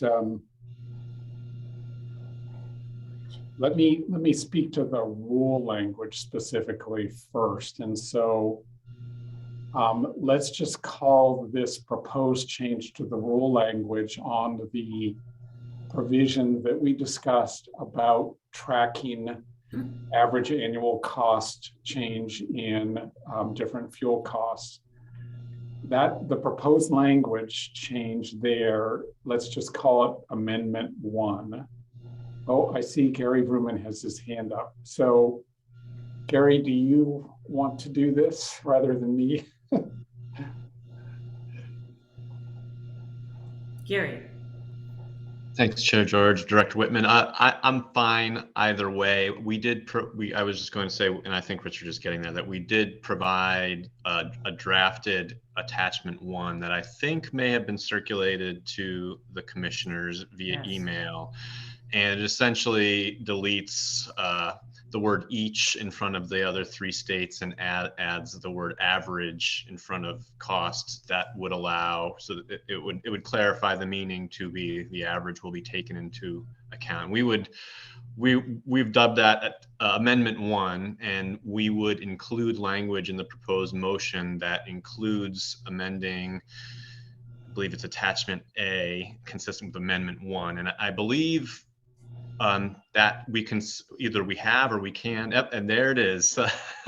Provide that line. So the attach. So. Yeah, well, I'll just take a minute here to read this. So Amendment 1 is the average concept, and that's just a simple addition of the word average and a removal of the word each, and that language specifically has been provided to the commissioners and should be in your inbox.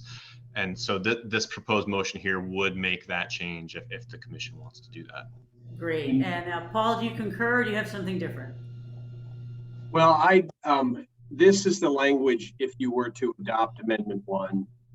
I have a document. I shared a copy by email with Stephanie Caldera, but I could also, if I'm able to, share my screen to show a document that is the Amendment 1 language. And I think the first thing, if the commission's interested in making this change, the first thing to do would be to adopt this Amendment 1. And then the language that was shown after that would be the form of making a motion to include Amendment 1 in the final rule adoption when you get to that step. All right, Director Whitman, does that sound good? Okay, so Paul, can you share that? And we will, I promise, Commissioner Addington, we will definitely come back to you.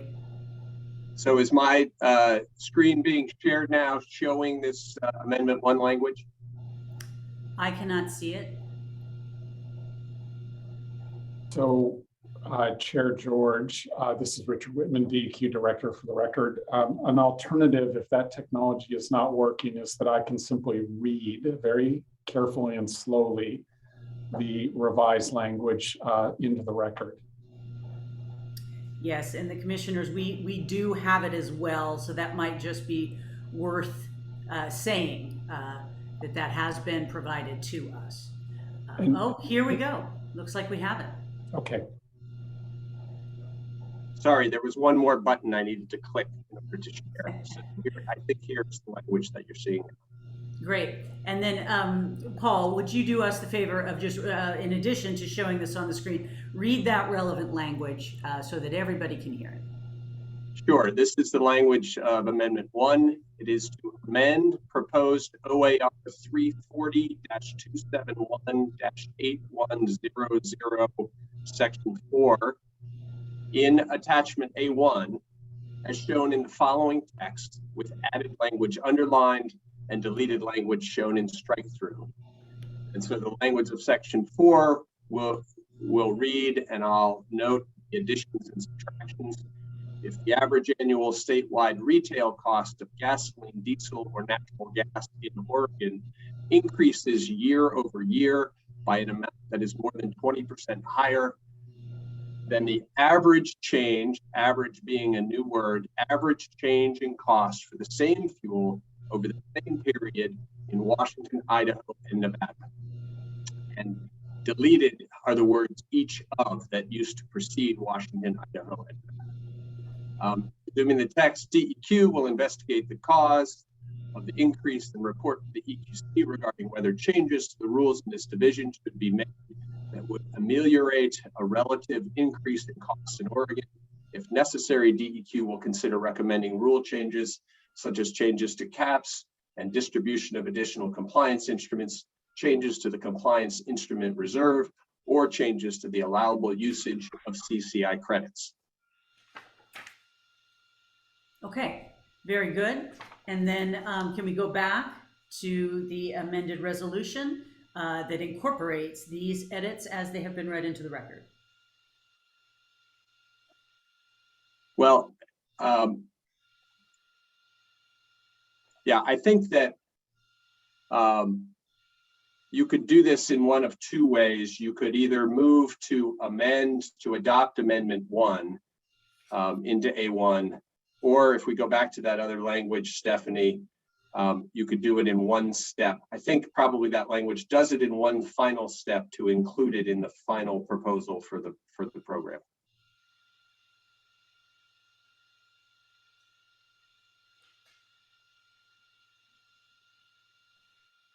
I note that language is written as the DEQ recommendation, and of course, if one of the commissioners is going to make a motion, you would just have to change it to moving to adopt under this language.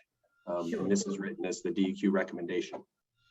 That's true. I think this language, just again to clarify, this language is fine for this amendment, I believe, that we have made. But as you're saying, if additional amendments were made that differed from the DEQ recommendation, then we would want to address that. Okay, so thank you for everybody's patience. I just wanted to get that clear so we have very clear and for everybody's benefit who's listening in today, exactly what the DEQ recommendation is as has been discussed this morning.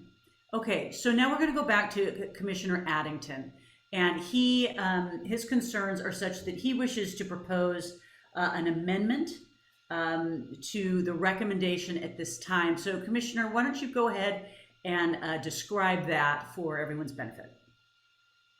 Yeah, thank you, Chair George. I am interested in, I suppose it would be amendment to this recommendation that would, well, let me just read it, and I think it speaks for itself. So my motion would be to move that the Environmental Quality Commission direct the Department of Environmental Quality to develop recommendations for the commission that will provide for the use of community climate investments for carbon sequestration on agricultural and forest lands in Oregon, and that DEQ report its recommendations to the commission by June of 2022.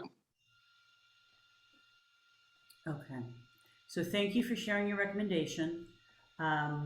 With all respect for your interest in this, my concern is that we do not have the benefit of seeing how, or even developing estimates of to what degree we might be reducing investments through CCIs and other measures in how we might be offsetting those investments that would otherwise be reducing the production of greenhouse gases, and that potentially could have a major impact on our projections for our ability to reduce greenhouse gases.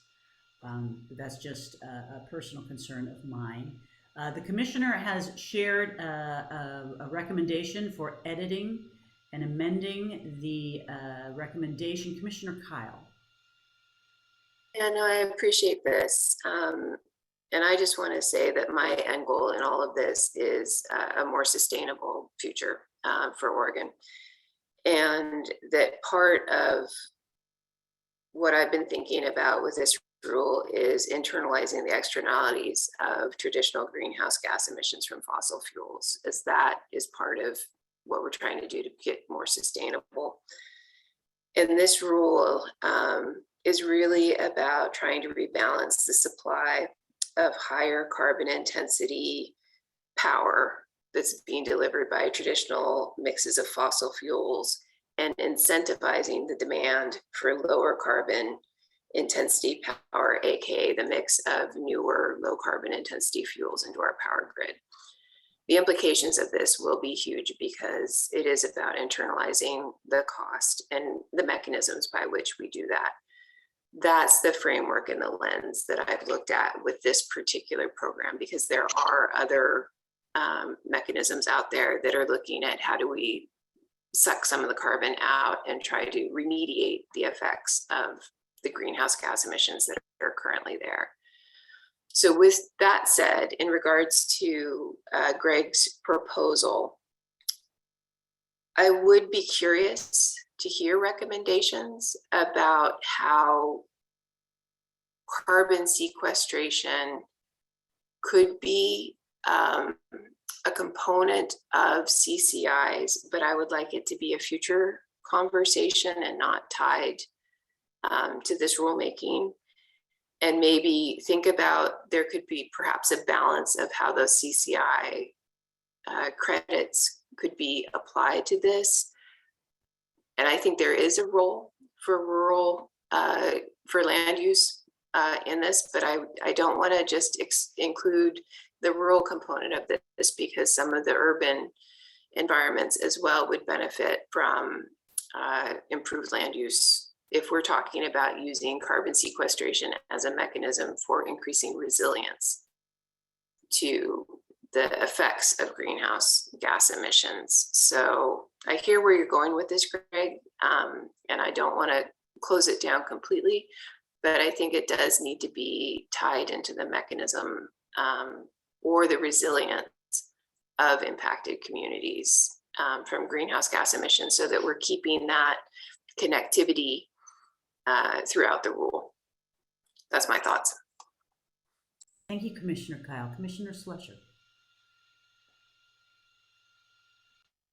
Thank you, Chair George. I do believe that Vice Chair Barrasso had his hand up first, so I'm more than happy to cede my time to let him go first.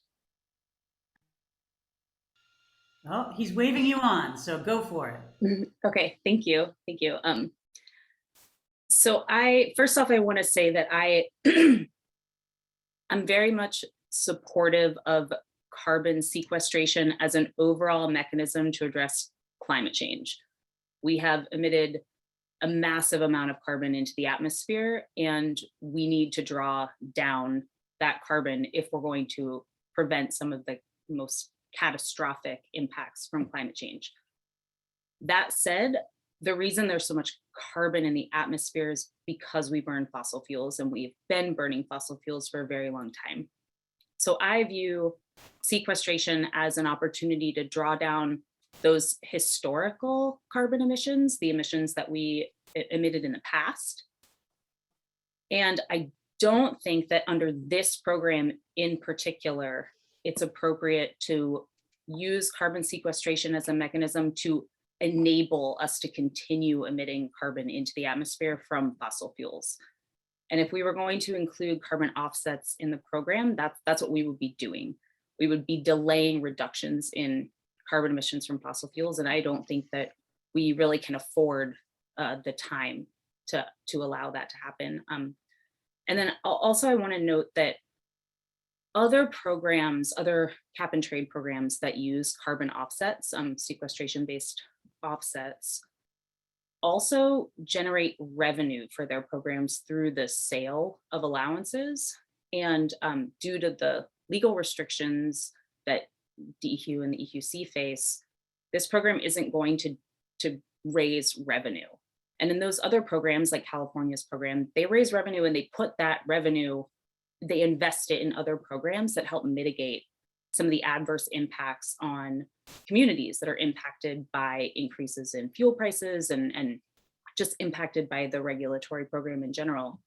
We don't have that option here. And so I think the CCI mechanism is incredibly important for mitigating some of the adverse impacts that might occur in Oregon's environmental justice communities, in low income communities, in rural communities that are going to need to transition off of natural gas and off of gasoline and diesel fired vehicles.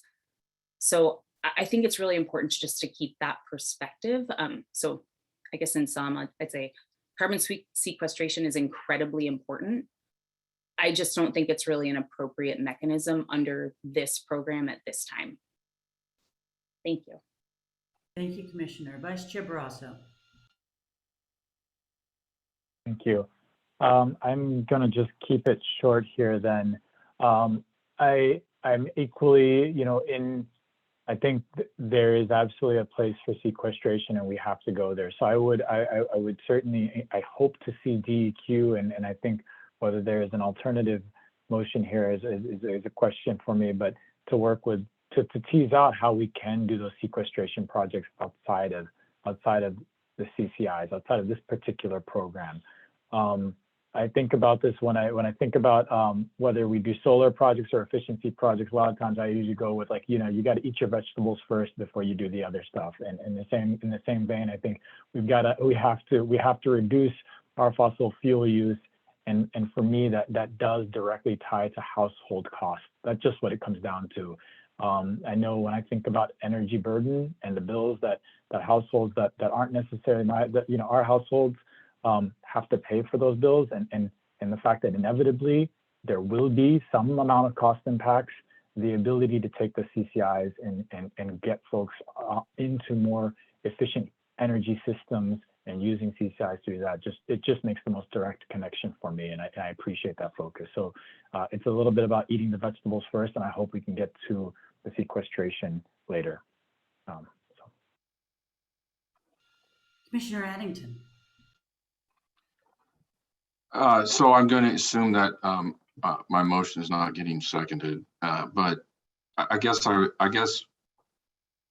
I still am a little bit at a loss. I feel as though I am not suggesting that we take away from the stated purpose of the CCI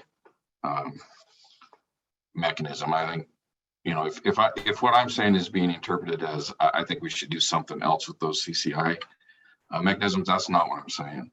I'm saying that right now is the time that the iron is hot, that that we can tie the carbon sequestration into this whole program by asking simply for recommendations. The department can come back and say, it doesn't make sense, or here's where it would make sense. Or, I just, if there's another way to do it, that's fine. But I feel like at the same time, if it's not tied in with this program, it's not going to have any momentum. So I'll leave it at that.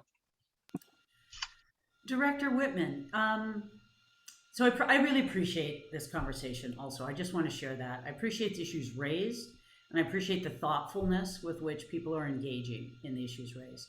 Director Whitman, there is a proposal before us today, and at the same time, is there any reason that we cannot have, additional future presentations from DEQ after exploring how carbon sequestration can benefit carbon reduction in a way that does not redirect resources away from the CCIs or, getting rural and urban communities and businesses off future fuels? Is that a future presentation that we can request and have a discussion about?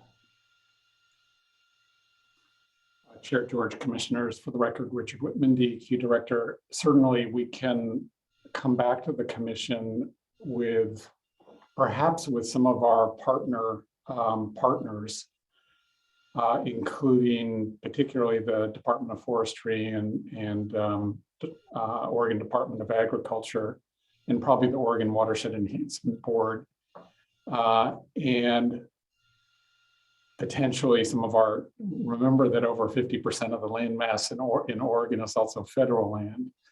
So it would make sense to also include some of our federal land management agency representatives in this conversation and have a conversation about what can we do working together to accelerate the rate of carbon sequestration in our lands, both public lands and non-public lands in Oregon. I think that the key question for the commission today is whether now to include that option within the use of community climate investment funds.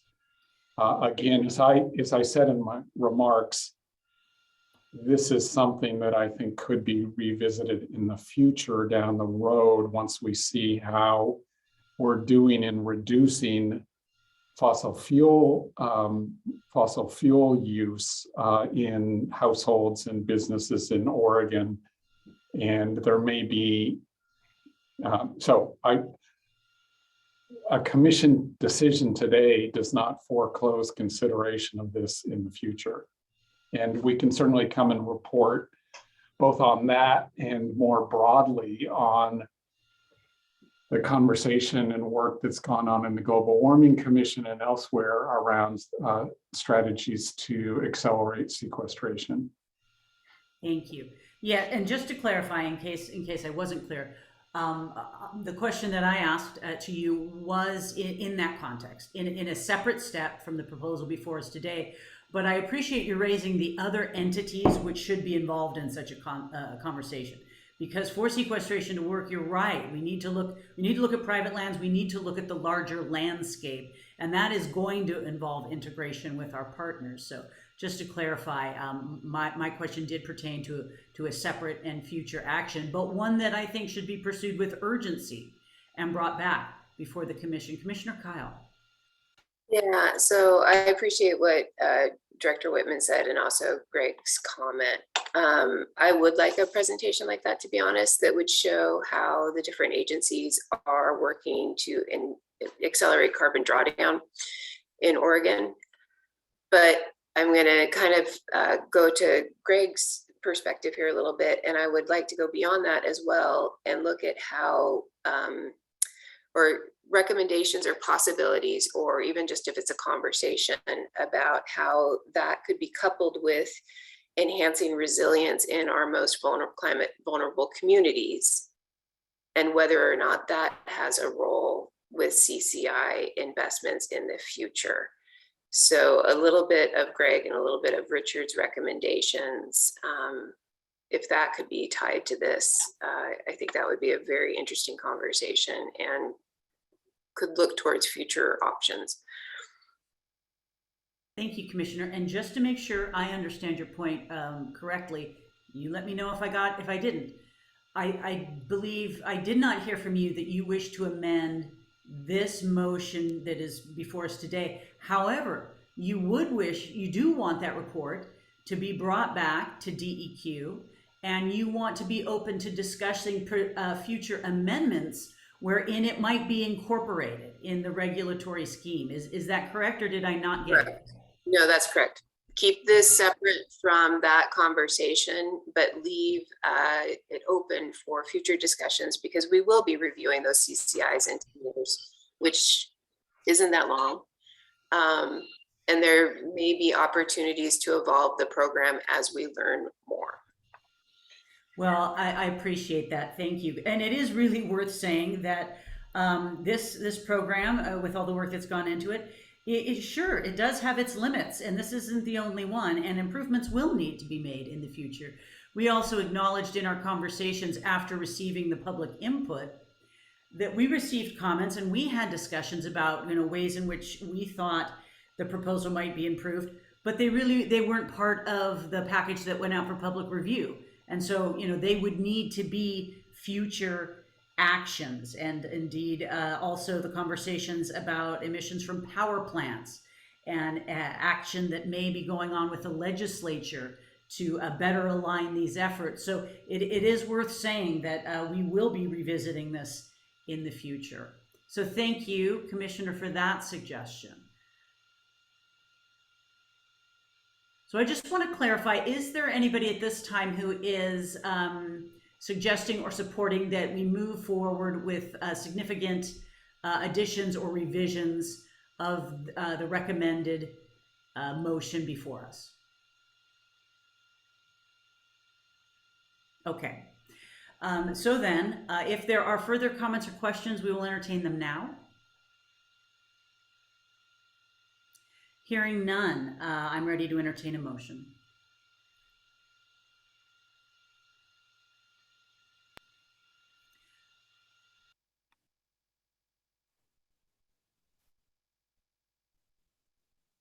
You're muted, Commissioner.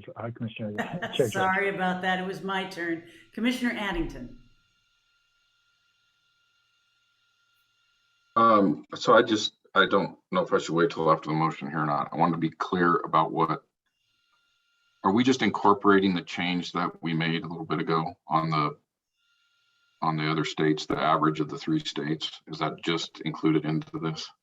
Yes, it is. And that is referred to as Amendment 1 in this language before us. Okay. Okay, thank you. And Commissioner Slusher. Thank you, Chair George. I move that the commission adopt the proposed rules in attachment A1, along with changes as shown in addendum A and revisions in amendment 1 as discussed at the meeting, and attachment A3 as part of chapter 340 of the Oregon Administrative Rules. Do we have a second? Second. Do we require further discussion? Hearing none, all those in favor signify by saying aye. Aye. Aye. Those opposed signify by saying aye. Aye. Any abstentions? The motion passes. Thank you. And Director Whitman, I just want to make sure that we do capture, this very important interest in having future conversations. I think you suggested an approach that will work well, because I do believe we need to have other agencies involved in that dialogue. But I think that's something we want to do fairly quickly. So do you have any thoughts or reactions about how we move forward with that? Thank you, Chair George. And, I also want to say thank you to Commissioner Addington for raising this issue and for the thoughtful discussion about this issue. What I would like to do is have some conversation with my counterpart at the Global Warming Commission about this issue and develop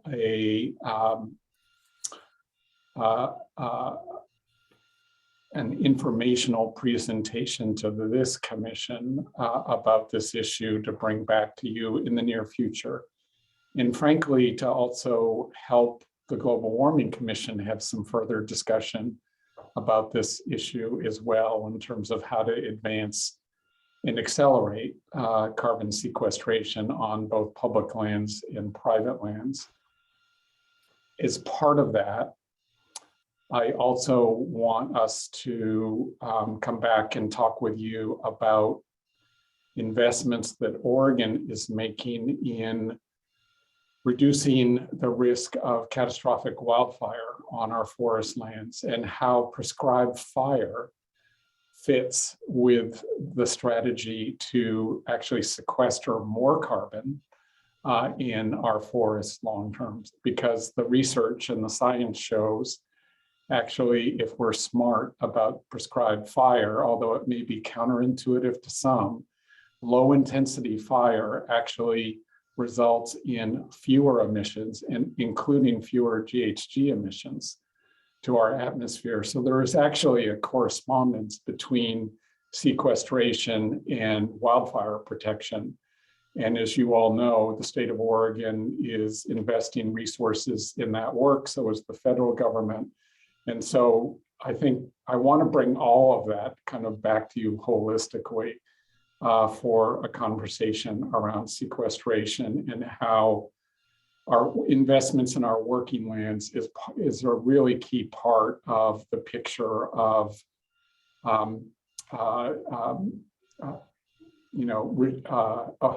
getting to where we need to go in terms of strategies to reduce the amount of carbon in our atmosphere. So we will try to do that quickly here in the next 6 to 12 months with the commission, and kind of along the time frame that Commissioner Addington was suggesting, and look forward to that conversation. Great, thank you. And in fact, to keep our eye on it, I would ask that at our next EQC meeting, perhaps as part of the director's report, you provide us an update where that work is and how you see the timeline progressing for when that can come back to the EQC table. Ray, I also want to just pause. I'm sorry, go ahead. Will do, Chair George. And in addition to this really important work, I also want to just take a very short opportunity to also acknowledge there is other additional work that needs to happen on reducing GHG emissions. It was, we referenced very quickly the issue around natural gas-fired power plants. And that is a second area where there is more work to do, and frankly, more work that needs to occur with our Oregon legislature here to address that piece of the puzzle also. And so the director's report in early February will cover both the sequestration issue and give you an update on that, but we'll also be giving you an update on any conversations that have occurred around the natural gas power plant issues and potential ideas in that area as well. Thank you. So I too just want to take a moment to thank everybody who's been involved. I want to thank the DEQ staff. I want to thank the Rulemaking Advisory Committee. I want to thank all our commissioners for the robust discussion that we've had here today. And I appreciate Commissioner Addington's pointing out the obvious and what is true, and that there are widely differing opinions on these issues. And we know that to be true, and we have no desire to pretend otherwise. I appreciate the spirit with which he brought his issues to the table and the discussion that occurred here. I think it's important, and this needs to be a place where all those issues are discussed in the open. And so I want to thank everybody for that. With this said, this is a huge action that has been taken, and it has been an enormous lift on behalf of the department to get this work to this point in the time frame that they were given. I'm not surprised at Vice Chair Barrasso's surprise that it could actually be pulled off, because this is an incredibly impressive amount of work. And I want to congratulate everybody who did work so hard on it. And I do think this is a decision to act decisively and urgently to keep what makes Oregon so special. Our fisheries, our farms, the snow in our mountains, our forests and our vineyards, they depend upon our climate. So I think that this was DEQ's using the best science to make a major step forward to achieve deep and long-term reductions in Oregon greenhouse gas emissions, and to help strengthen climate resilience across the state. And this is a historic opportunity for Oregon to create a resilient economy that is decreasingly reliant on fossil fuels. So my hands are raised to everybody who was involved. Director or commissioners, do you have any other comments or business for the commission today?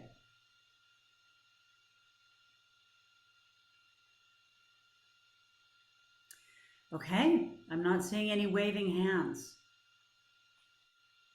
Have a great holiday, everybody, and look forward to seeing you in the new year. Early February, we'll be back with our next regular Environmental Quality Commission meeting. Thank you all so much. Thank you to all the RAC members who worked on this so hard, and thank you to staff for all your hard work on this, and see you next year. Thanks very much.